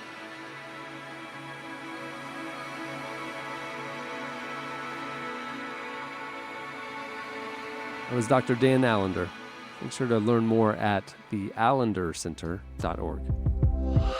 There's a love between us two, but something's changing, I don't know why. And all I wanna do is go home with you, but I know I'm out of my mind. There's a love between us two, but something's changing, I don't know why.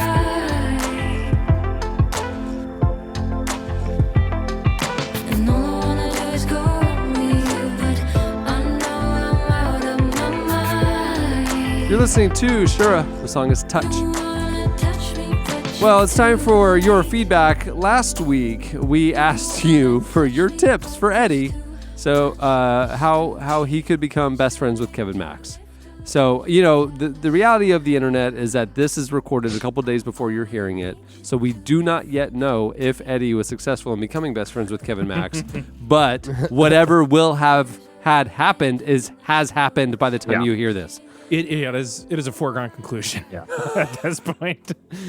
So you guys hit us up on Twitter at Relevant Podcast. You also hit us up on the podcast episode page at relevantmagazine.com and told us your tips on how Eddie can become best friends with Kevin Max. Here are a few of our favorites. My favorite is from Chris. Eddie should make a Kevin Max shrine with a collage of his face made from DC Talk CDs. Surround it with candles, flowers, etc. Then show it to him. He'll love it and not think it's weird at all. I'm going to add one thing to Chris's. Cut the eyes out of all the pictures, Eddie.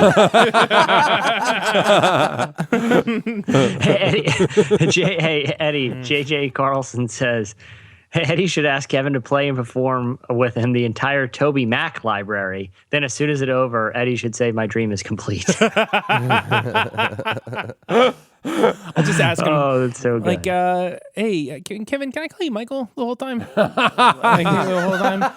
I don't have a favorite, but can I definitely call you Michael? How about this one? This will make you guys friends right off the bat. Eddie should lean in close with a question like this. Kevin, I know you guys wish we'd all been ready, but what we really want to know is if you are ready. Oh, my goodness. It's a really intense one. That's beast mode. Yeah. That's fundamental Baptist mode. Again, I mean, you're trying to strike an eternal friendship, so this will do the job. Yeah, I realized with the interview, I'm thinking too much about it. Here, well, this one's sound advice, and maybe we can end here because I think this one, this is guaranteed to start a long-lasting friendship. Constant and unwavering eye contact at all times, even when not in conversation, even when in conversation with other people. That's from Mark. I think you got some good advice there. Yeah, that's a good one. I like that one. Yeah, you should try that one. Yeah, I feel like every couple of seconds I just ask him about like what cologne he's wearing. Yeah. But like always keep coming back to it. Like he's like, yeah. So I'm really excited about the new album. It's just got kind of real personal. No, Kevin, I understand. But specifically, like, do you put like a dab of it on? Do you put it like just on 2 squirts? You smell great, man. Okay, great. Katie McDonald has one more. It's not creepy at all.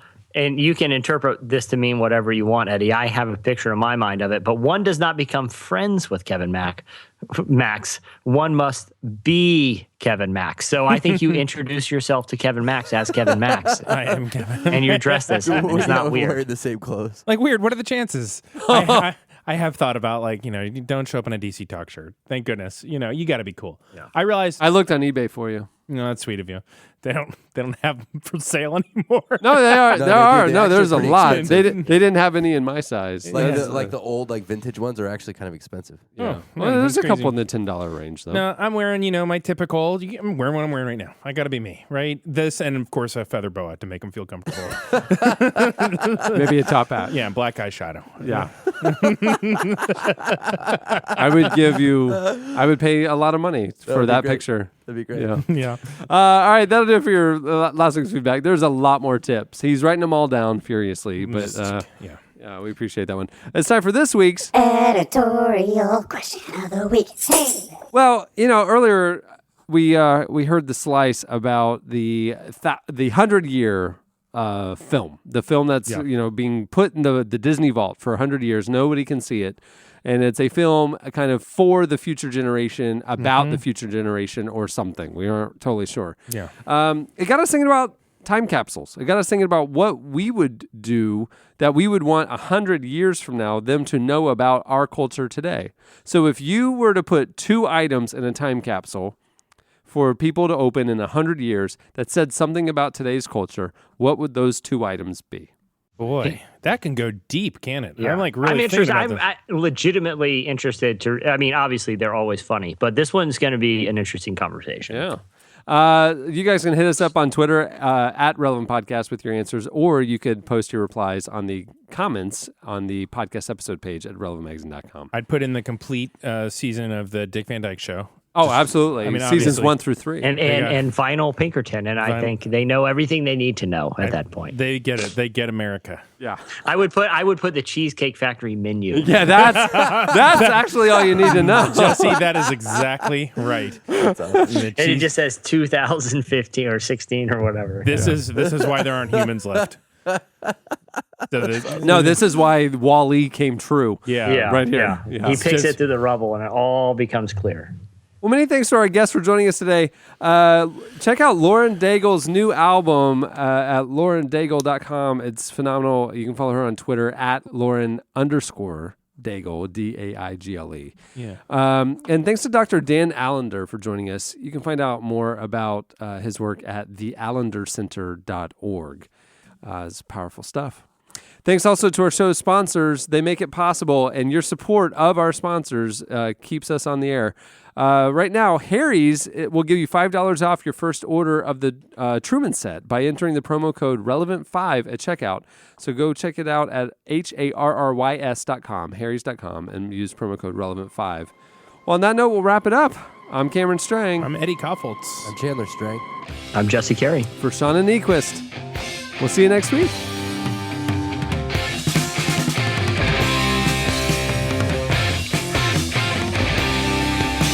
Thanks for listening to the Relevant Podcast. Connect with us on Twitter at Relevant Podcast and get bonus material from this episode and more at the podcast section on relevantmagazine.com.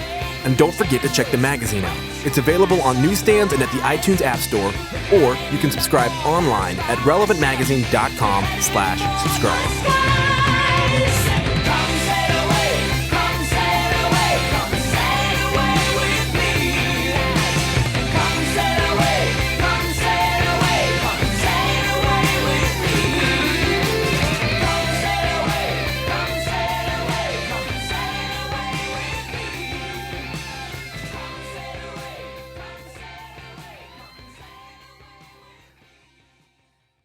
Hey, listen, I don't know how to tell you this. The house is haunted by ghost raccoons.